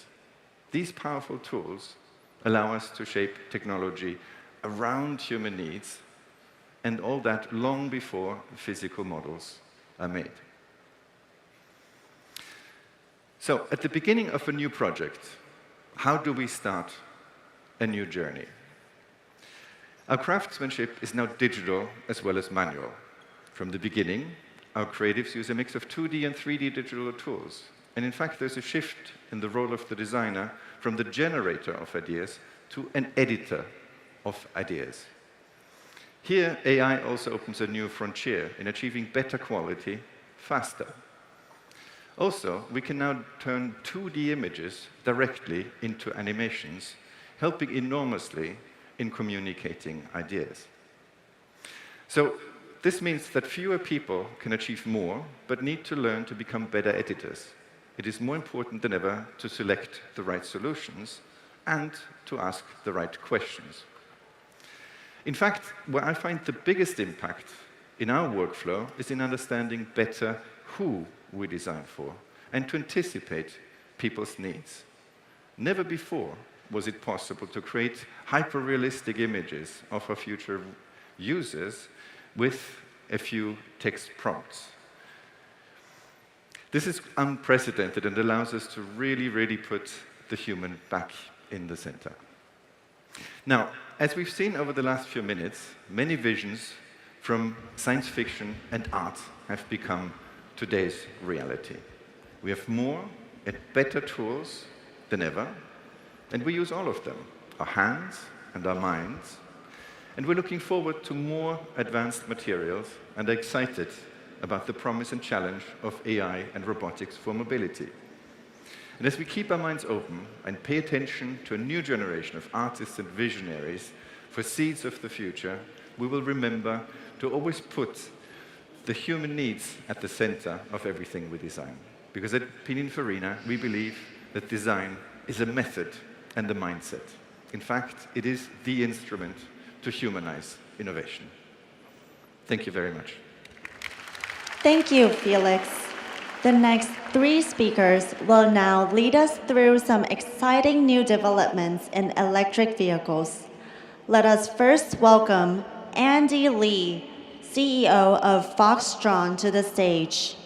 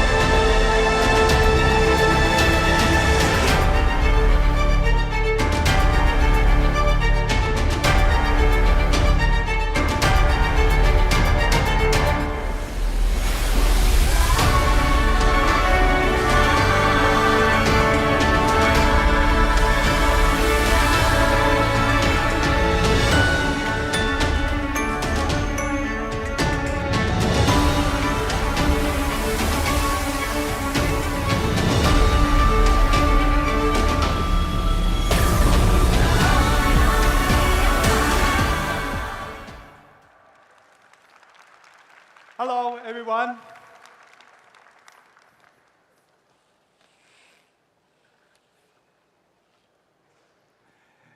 You must be wondering what this vehicle is all about. But before I introduce the product, I would like to talk about the company, Foxtron. Foxtron was founded in November 2020. We are a subsidiary of Foxconn. In less than 4 years, we have completed the passenger car product line, including B-segment crossover, C-segment SUV, D-segment lifestyle multi-purpose utility vehicles. Thijs is going to tell you more about this in next session. And we had an E-segment sedan. In the e-bus product line, we have City Bus Model T and Minibus Model U, which Emma will share more with you later as well. These are the reference vehicles that we are providing to our partners for their customizations. Partners can choose their preferred reference design to customize their car. That's what we call CDMS. Under the modular platform, we are able to combine the hardware module flexibly. With the software-defined EE architecture, we have the capability to update all the major controllers in our car, achieving configurable hardware through software update. And this allows us to continuously improve user experience during the ownership. Additionally, this capability can also be used for vehicle production. Through the centralized controller, we can detect and confirm that each installed controller is properly assembled and functioning correctly. Let's talk about Model C. In Q1 of this year, Model C was launched in Taiwan. The market response was very good, and it quickly has become one of the best-selling electric cars in Taiwan.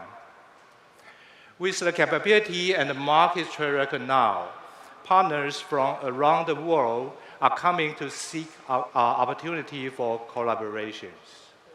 Today, I'm excited to introduce our first Model C variant for US market. This is the car we have worked on with our partner from the United States. It is tailored for US market. Maintaining the original size and interior space of the Model C, we have enlarged the very cool S-Dot to reduce the wind drag at the front. Additionally, we have optimized the side mirror to further enhance aerodynamic efficiency. With the new design, it gives us a more streamlined and harmonious styling. On the headlights, we have incorporated adaptive driving beam technologies that provides comprehensive illumination in various weather and road conditions. At the charging interface, we have also adopted NACS standard. This aligns the vehicle with the best charging network support in US. In the design for the interiors, we have increased the use of soft touch materials and utilized ambient lighting to create a package suitable for the US market. The new steering wheel design incorporates rollers and physical buttons to make it more intuitive to use. On the central display, we have adopted an independent floating design. This allows us to have a larger and more convenient space in the front cabin. That should always give you a delightful drive. In the user interface, we collaborated with the team in the US to design a UI that meets the needs of the market. I would like to talk some more about this UI. Because the digital experience in the vehicles are very different from other devices, we explore countless concepts and approaches, all leading to the desire for a clear and simple interface. In addition to the digital changes, we introduced physical button which communicates feedback to the driver more precisely, improving safety with the flexibility of touchscreen functions. The Model C, designed together with our American partners, specifically for the US market, we are launching at the end of 2025. Stay tuned. Thank you. Thank you, Andy. Now, the moment for the first of two EV big reveals. Let's welcome to the stage Emma Lee, Product Planning Administrator at Foxtron.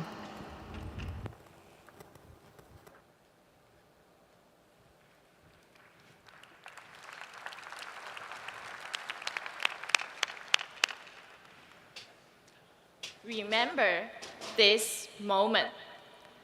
You are at the premiere of a new EV by the Foxconn family. Before I tell you about it, I need to take you back to show you how we got here. It was 3 years ago at鴻海Tech Day 2021 when the Model T made its own world debut. It's revolutionized public perceptions of what transportation can be, with its clean and minimalistic appearance. It realized the design concept of reflecting the beauty of a city back to its people with its large windows. Since then, the Model T has become a celebrity. It is popular and iconic and in service across more than 10 cities in Taiwan.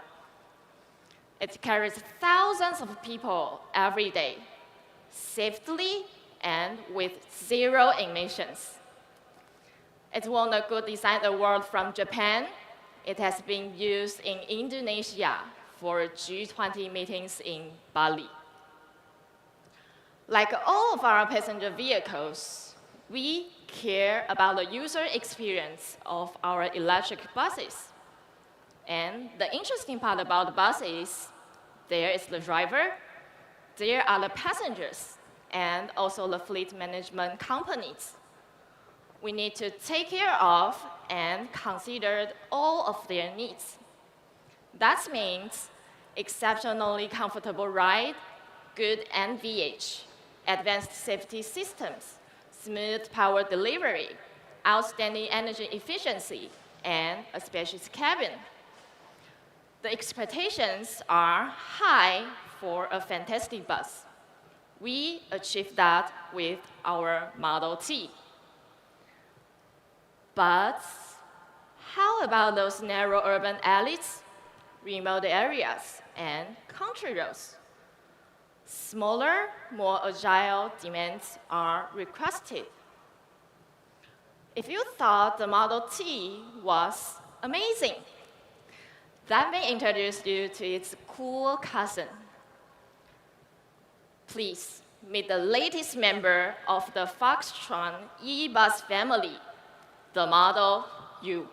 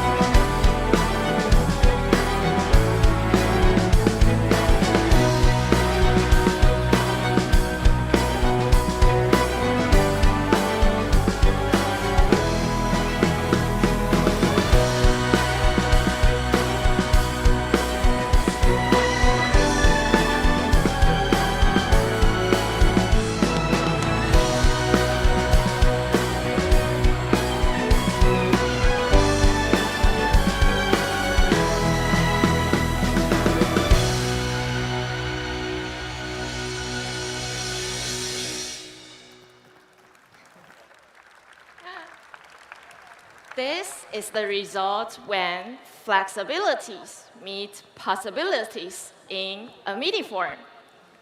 The concept of the Model U is to provide a configurable mobile space. Its dimensions are 6,990 millimeters in length, 2,080 millimeters in width, and 2,650 millimeters in height. It has a wheelbase of 3,995 millimeters. The cabin is spacious and the floor is almost completely flat. That can be customized with different seating configurations and cabin functionalities. This offers an endless amount of possibilities to meet various needs. The control systems is taken straight from our passenger car projects, our centralized EE architecture, enhancing the operational efficiency of our EV business and improve the overall performance and bandwidth of our products. This integration allowed us seamlessly adopt the features such as keyless entry, camera monitor systems, and ADAS systems to the Model U. It provides the driver with greater visibility, safety, and comfort for a pleasant driving experience. The daily average range requirements of a minibus as a public transportation is approximately 200 kilometers in Taiwan. Most electric minibus offers a range of 120 to 160 kilometers. That is not enough for the market and not enough for the operating companies to manage and run their business well with efficiencies. This is the challenge that the e-bus team at Foxtron is trying to address with the Model U. In order to achieve an outstanding energy consumption while maintaining the load capacity and safety requirements, we gave it a new aluminum frame and optimized the chassis structures that reduced the weight about 626 kilograms. You know, equal to a fat polar bear. Oh, but don't worry, no bear were harmed. Then, we studied the management of the cabin temperature and apply our latest thermal control systems so it runs more efficiently and maintains a constant temperature better. Last, we work with our aerodynamic team to create a low-drag body shape. With all that, the Model U offers a maximum range of 275 kilometers and can meet different operational needs through various battery options. Today, we have a luxury version of the Model U for you. The design carries onward the design language of the Model T. Remember the big one? Featuring a lean-back front end with smooth curves around the edges, while the rear of the vehicles remains an angular design that houses the dual opening tailgates. Its minimalistic line connecting the front and the rear defines the distinctive appearance of the Model U. Okay, let's get in the car and take a look at the interior. The interior is filled with earthy colors, metallic accent finishes, and warm ambient lighting, emphasizing an elegant and rich atmosphere. Every detail is carefully considered to enhance the overall experience, making you feel valued and appreciated as soon as you step inside. The cabin is divided into 2 zones, separating the driver from the rest of the cabin for better privacy. The VIP lounge sections features a normal seating area equipped with 4 individual ottoman seats, and an area dedicated for face-to-face interactions and communications. This environment offers a comfortable space for passengers to socialize and relax while traveling to their destinations. How about an Italian espresso or bubble milk tea? Would you like it? Well, at least I love it. A mini bar and a coffee machine is at your service in the Model U. For the driver, a 15.6-inch touchscreen and 12.3 digital meters are there to easily monitor vehicle information and adjust its settings, supporting the driver to provide a comfortable and safe ride. Based on our customized software and modular platform design abilities, if you can imagine it, the Model U can realize it. A VIP shuttle or a mobile office, Not a problem. By removing the interior elements and the changing seating arrangement, we then turn it into a 21-seater bus for daily transportation. How about a wellness cape for the A in your DEIA needs?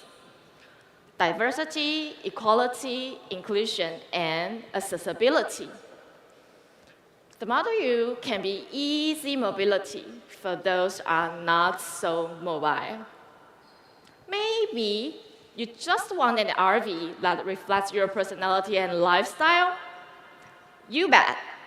This EV offers an universal mobile space solutions. Model U, just for you. The Model U marks the beginning of our journey into versatile mobile space applications. Stylish, intelligent, limitless possibility. Remember this moment. Thank you. Thank you, Emma. Now, the moment for the second of two EV, big reveals. Let's welcome Thais Chu, Principal Project Manager at Foxtron.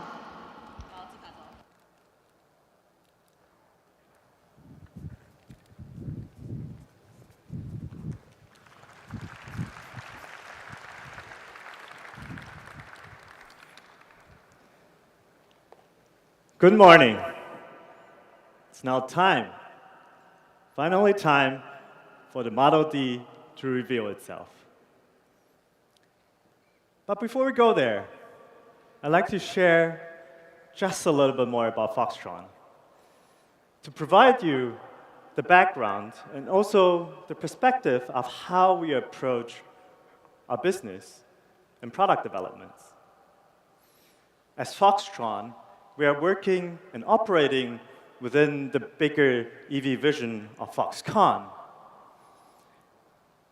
And with that, we are an EV platform provider first. And the reason why we want to build reference vehicles is because we want to inspire what is possible with our platforms, to showcase what we are capable of, and to bring confidence to our partners, which requires proving ourselves more than just in design and engineering. It extends into having robust peripheral functions such as marketing, supplier management, logistics, IT systems, after-sales support, and I can go on and on and on. But regardless of the requirements, the mission for Foxtron is very, very clear. We are here to provide EV solutions and to help the adaptation of EV cars. So, with this year's reference vehicle, it marks the 4th passenger vehicle that we are working on. And with every year, we accumulate findings and lessons learned that we apply to current projects to improve ourselves. That is especially true for this year, because the Model D is utilizing our next generation platform that takes the products to the next level. With a new platform, it comes with better specifications and new technologies, of course. But it really is the user experience that we care about the most, where we spend a tremendous amount of time filtering out the most meaningful contents for the vehicle and to figure out how to design the human-machine interaction. So, what do we care about a D-segment vehicle? That is, honestly speaking, a difficult question to answer, because a D-segment vehicle has so many different purposes, so many different meanings to so many different people. But for us, we believe to be able to move in comfort, having enough space to handle your dailies, to feel safe and at ease when you're traveling, And on top of that, to become the gateway to unforgettable memories sounds like a very good combination to us. So ladies and gentlemen, please welcome the Model D. From life's first spark, new worlds ignite. The world moves unseen, in silence serene. In every step, a chance to learn. Beyond the limits of space and time, we lead the way, guiding each new day.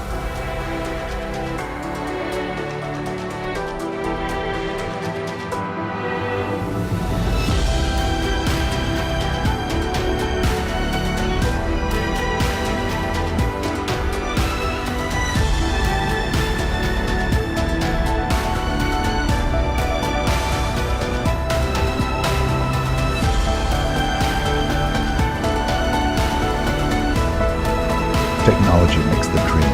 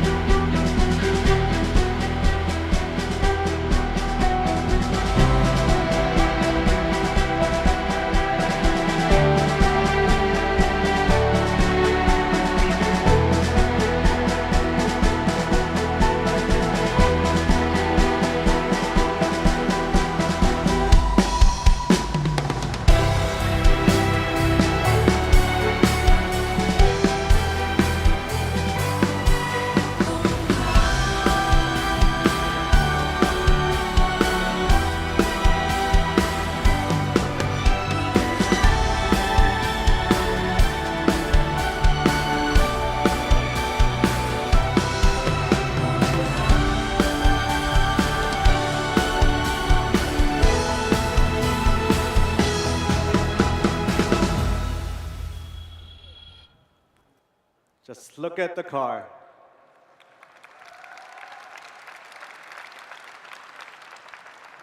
All right, let's start with the obvious.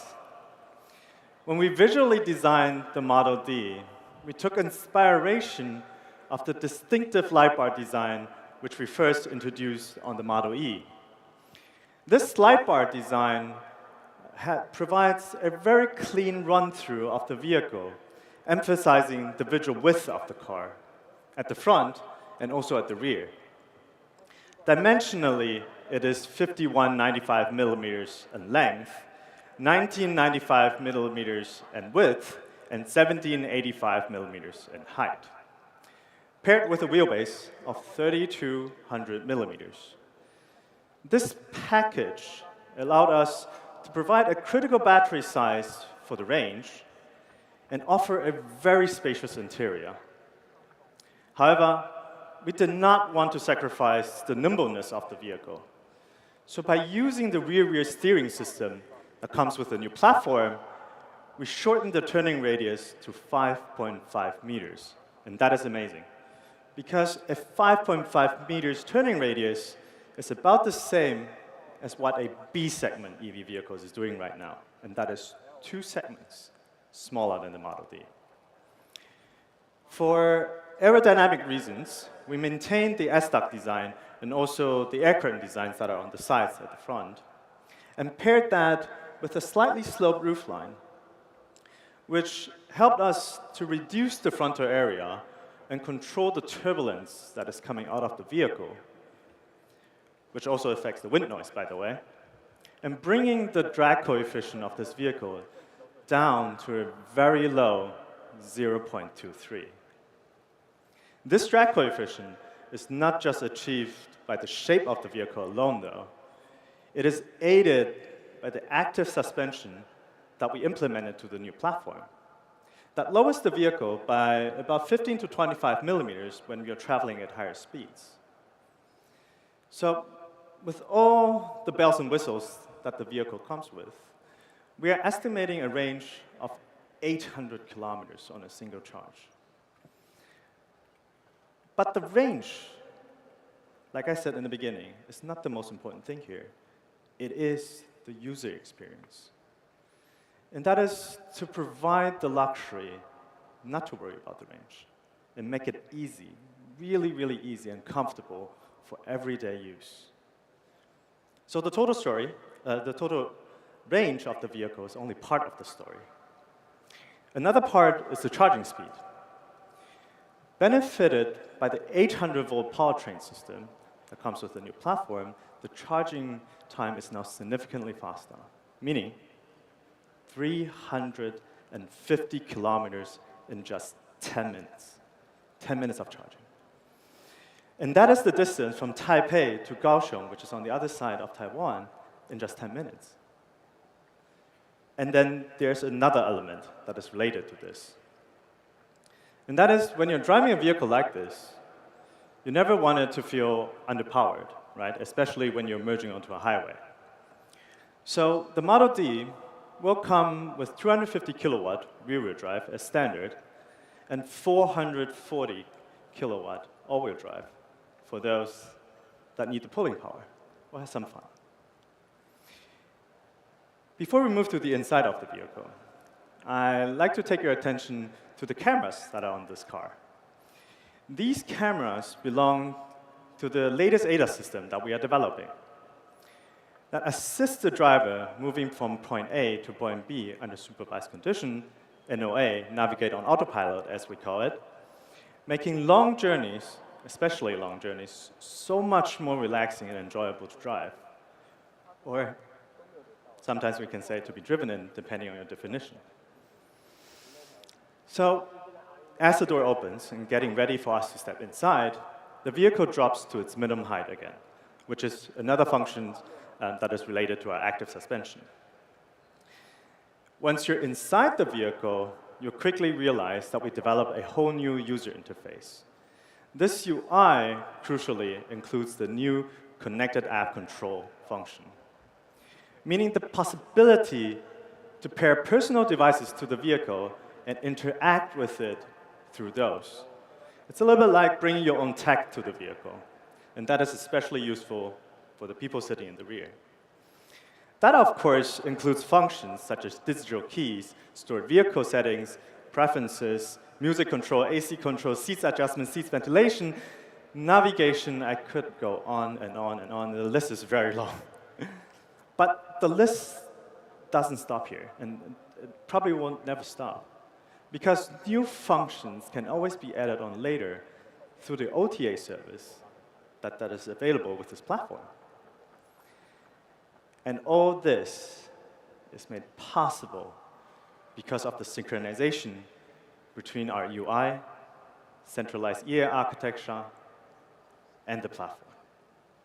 And again, it's all about building up to the user experience that we like to offer. Last, but not least of this vehicle are the seats. The Model D will come with different seats later and different configurations. But these luxurious second-row seats are part of our 33-speaker sound package, allowing for a very relaxed riding position with the legs up and the backrest all the way down. It makes you feel that you're almost floating with zero gravity. And that is something we call traveling in comfort and style. As for the third row, we understand that there are times where you need the cargo space, more than the 7 seats. So they can be folded away, creating a full capacity of 1,130 liters, like you see here. And that is the Model D, for now. With the developments it will still go through, we urge ourselves to make it a product that is as much as possible focused on the user. Because the Model D stands for a dedication of the entire Foxconn family to excellence. And with that, I thank you all for listening today. Thank you, Charles, and all of our morning speakers. Let us now invite back to the stage Foxconn Chairman Young Liu to wrap up the morning session.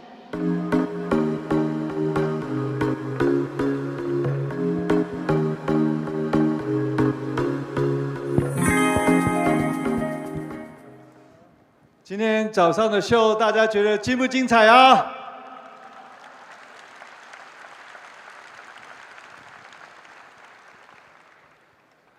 ？I think for the closing remark, I'm going to speak in Mandarin.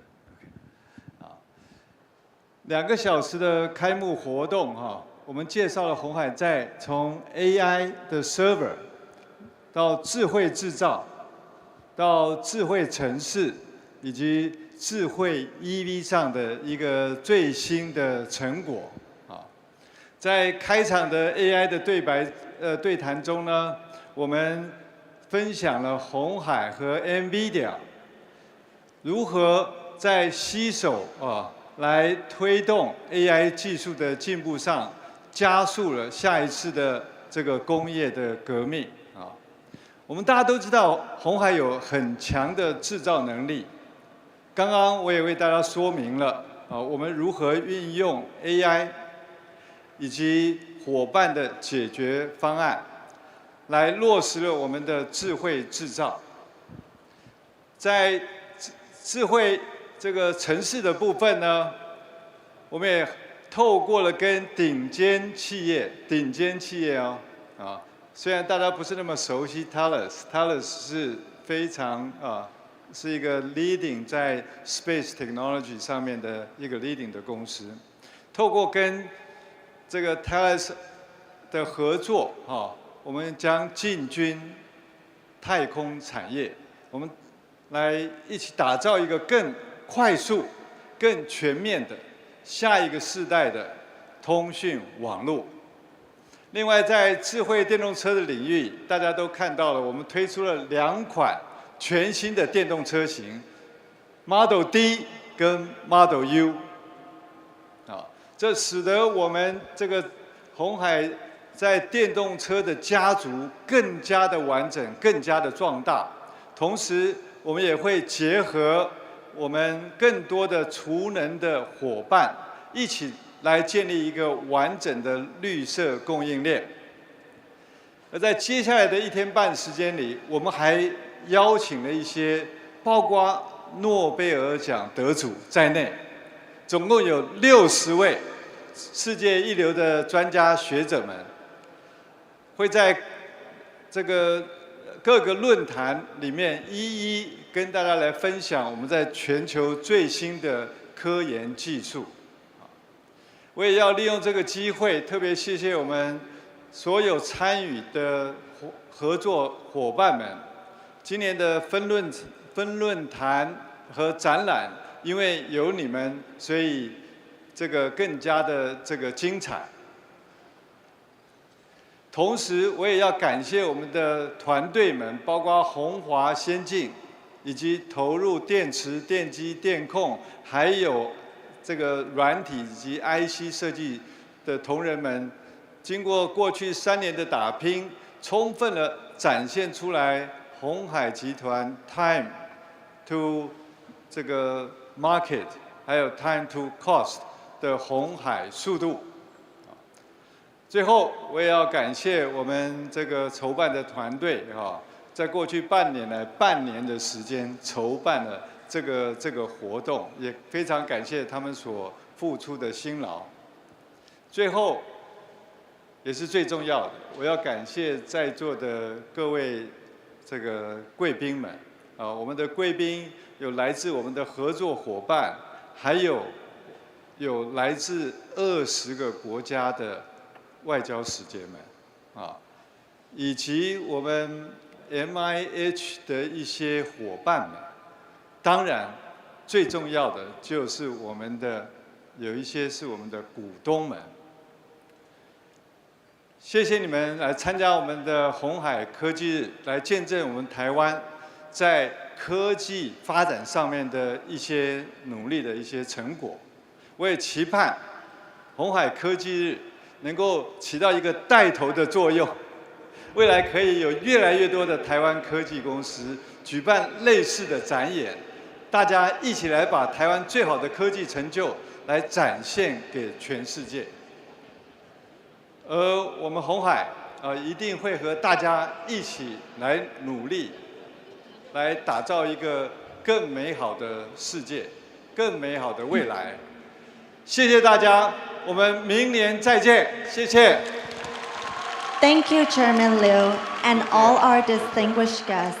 We invite you to enjoy the specially prepared meals in the dining area, and after that, please feel free to explore the exhibition. Thank you for your enthusiastic participation this morning. We look forward to seeing you again next year. Thank you.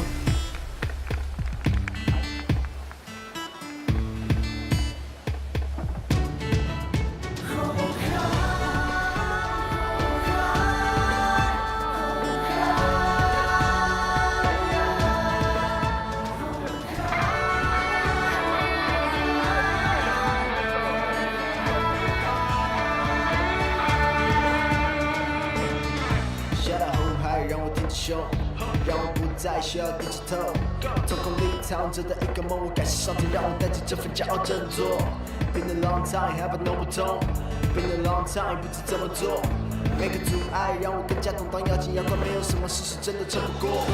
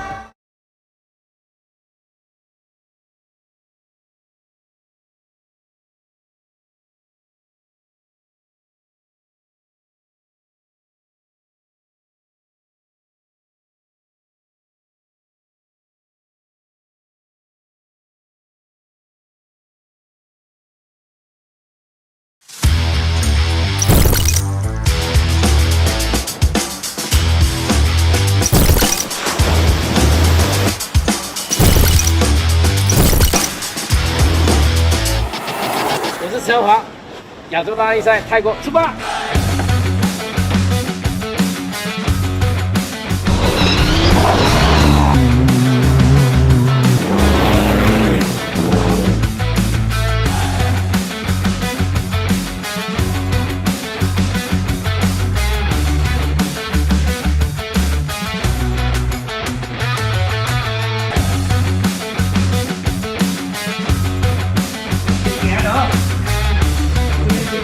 现在时间，泰国早上8点整，我们已经蓄势待发，通通准备好了，马上出发，加油！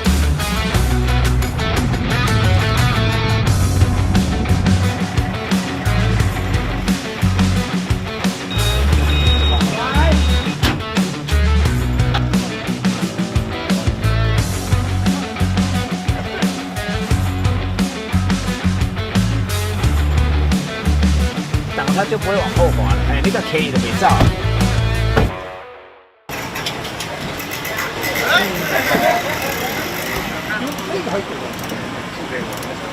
我觉得我们在创造奇迹哈。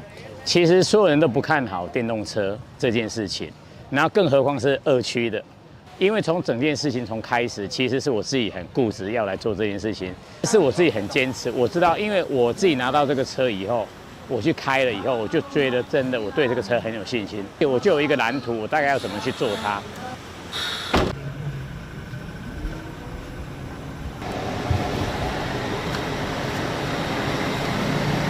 我们现在只剩整整24小时，像今天白天我们就要干粗活了，就是所谓的粗活，就是要烧烧焊焊、敲敲打打的这种东西。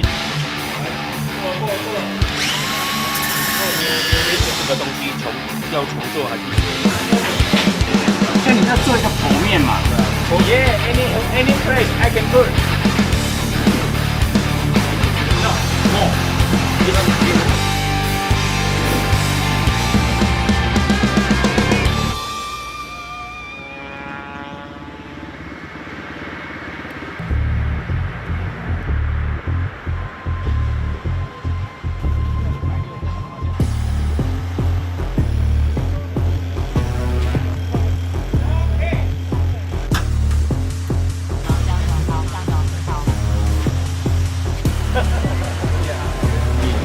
EV?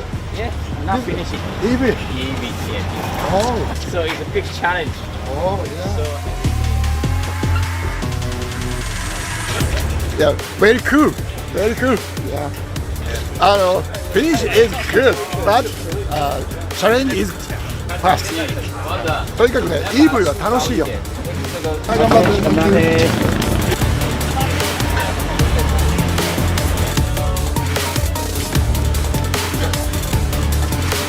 The first time I see the EV car for rally, it's very new for me. So I have no idea. I have no experience about this one. Okay, let's see how it's work. Perfect.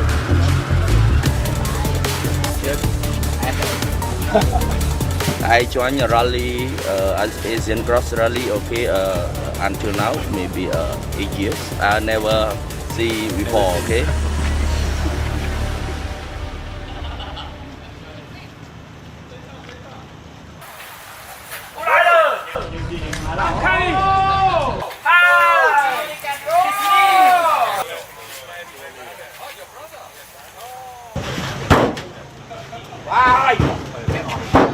Why?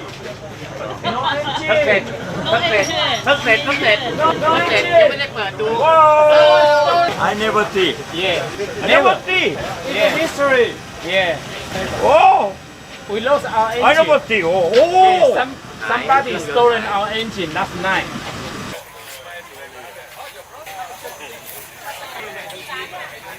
Okay lah. You know me. No need.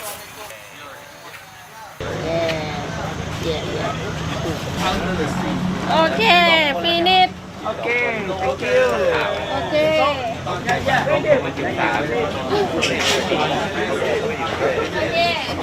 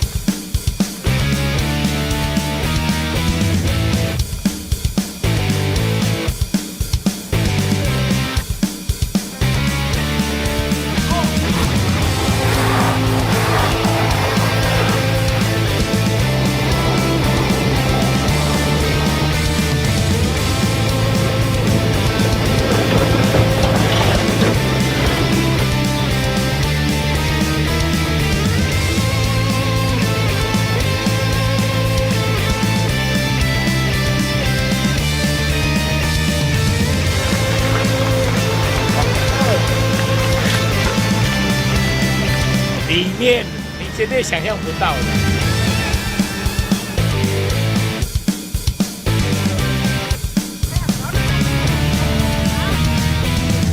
偌济？70，好，来我看一下。可以过去，16，那看，1。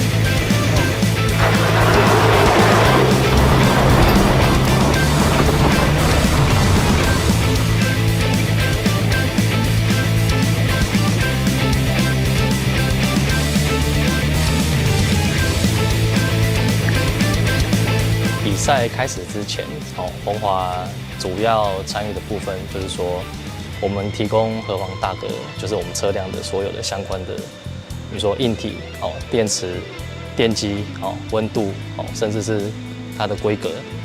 那每天的赛事结束之后，那我们也会将这台车的资讯全部都截取下来。那我们也会在确认它在赛事过程中，比如说刚刚3电系统，甚至刹车、动力输出这些状况。是不是稳定，或者是有没有超出类似工作范围？就比如说这一次拉力赛，他可能希望我们能够将车身的轮胎控制系统把它关掉。那这时候我们就帮他做这个设定，让这台车就是车手对这台车的控制的主控权，帮他提高。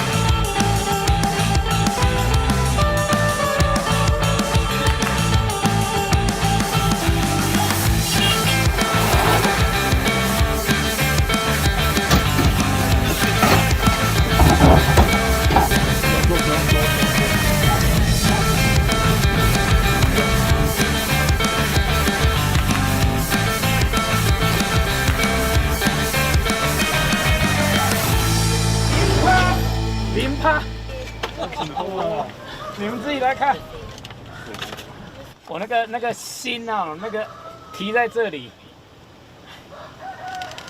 你们一定不相信的，这怎么开？还好他们昨天有把那些东西放出来给我们，否则我跟你讲，这个根本开不出来。啊，运气多好，你看看，新月，谢谢，侥幸。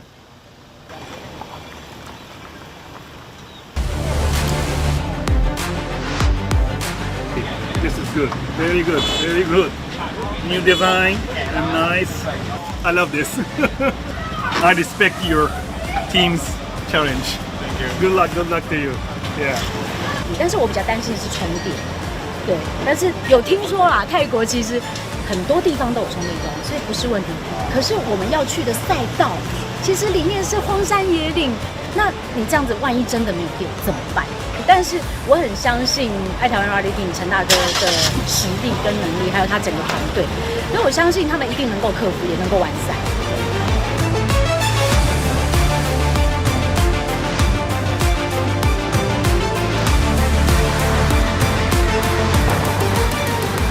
就像你的手机剩30%，你也会担心我没有电嘛？那更何况你是开车，所以简单讲，你还是得要用我们的黄金右脚去控制。如果我现在需要爬一个很陡的坡，很困难的地形，我会把它放到 Level 0，好，就让它输出是很大的。那甚至我会把它放到 Power。那如果说我觉得说我现在路况是比较平顺的地方，我就尽可能把它点到 Eco。然后就把它放到 One Pedal 的状态去。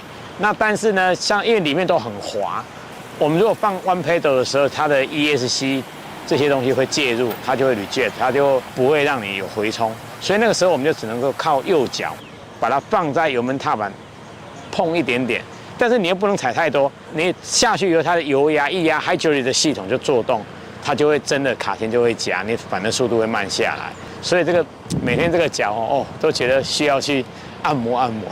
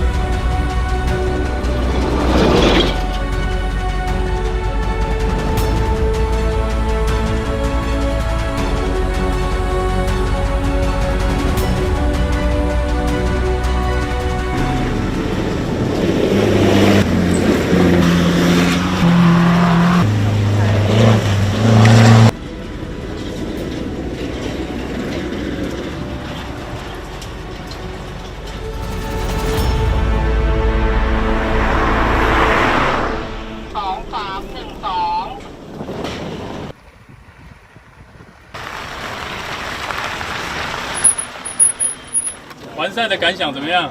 完赛啊，噩梦总算结束了。不过说真的，这个车的性能超乎想象，真的。你没有这样嘎掉哈，你不晓得这个车的极限在哪里。那团队合作的精神也相当好，真的，这个没有大家这样互相支援呢，是不可能完赛的。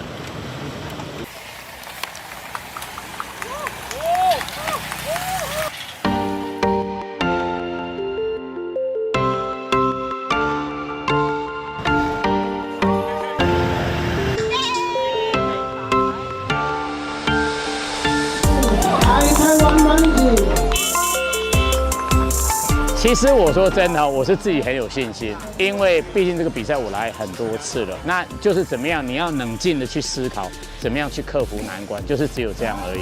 对，其实就像我讲的，没有什么做不到的事情。对，而且对我们的自己的台湾的品牌、台湾的汽车，真的要有信心，绝对可以成功的。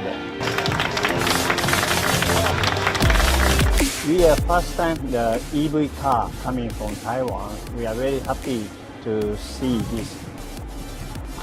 We plan to go to Vietnam next year, and Vietnam also want to join the EV class.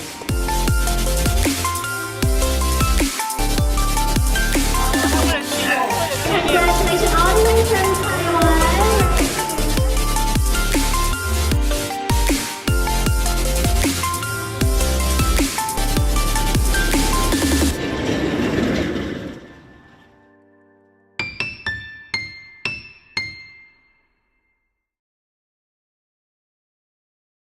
好想快点跟上。挺立 UC2 双效定，14天速效，舒适又灵活。这里不能。忠孝东路篮球边，你最好跳上Uber离开闷热的公园。Uber 也有小黄哦。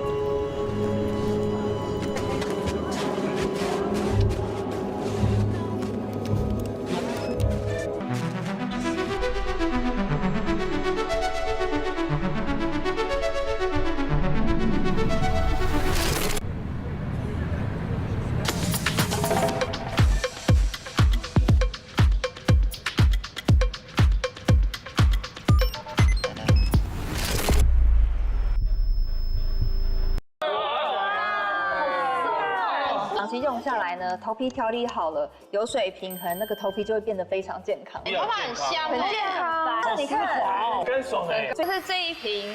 油水平衡系列的头皮灵感瓶，它有一个亲肤性的果酸。第二个那个成分就是可以深入毛孔的控油成分，你的毛孔也畅通了，所以当然就没有油耗味了。夏天我就会经历到这些，就是头皮啊发油那种很尴尬的状况。哇，这是我的头发哎，这样流汗，所以有这个的话，我就觉得说它会让我的头皮非常舒服跟轻松，大概可以到72小时都会觉得头发非常哇塞，彻底就解决我就是那种夏天有头皮油耗味啊或头皮屑的问题。这几样产品都没有细鳞，它这边还有2种，一个是保水，紫色的是保水舒缓型，所以可以给就是头皮比较干的人使用，染烫的人使用。然后这个是控油的绿瓶，是控油蓬松型，就是你如果针对头皮比较会容易出油，也可以考虑这一个。对，所以这几个都非常好。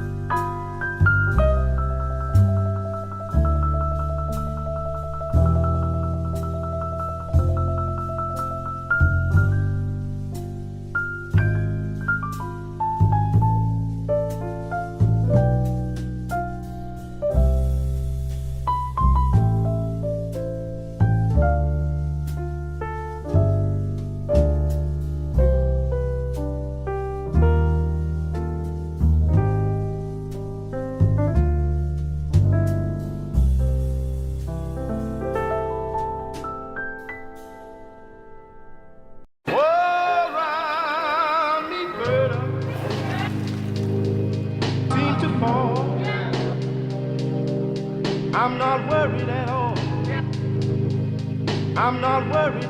War around me better seem to fall. I'm not worried at all. I'm not worried at all. 江老师是属于一个表情非常丰富的人，我呢其实长细纹长得也比一般人都还要再猖狂。25岁以上就要开始做抗老的保养，只有保湿是不够的。发现你的眼周都会开始有细纹，保湿跟抗老都要给它做起来。Olay 的大红瓶精华水乳很好吸收，也很保湿。虽然是开价的价格，里面用的抗老成分一点都不马虎 ，CP 值非常高，不贵又好用，不管是什么天气都非常的舒服。后续上妆也不会让你容易卡粉。我自己呢会喜欢把这个精华水装到这种小喷雾里面，就直接喷这样舒缓，然后把它按压，然后就保湿，你知道吗？非常好用，随身携带。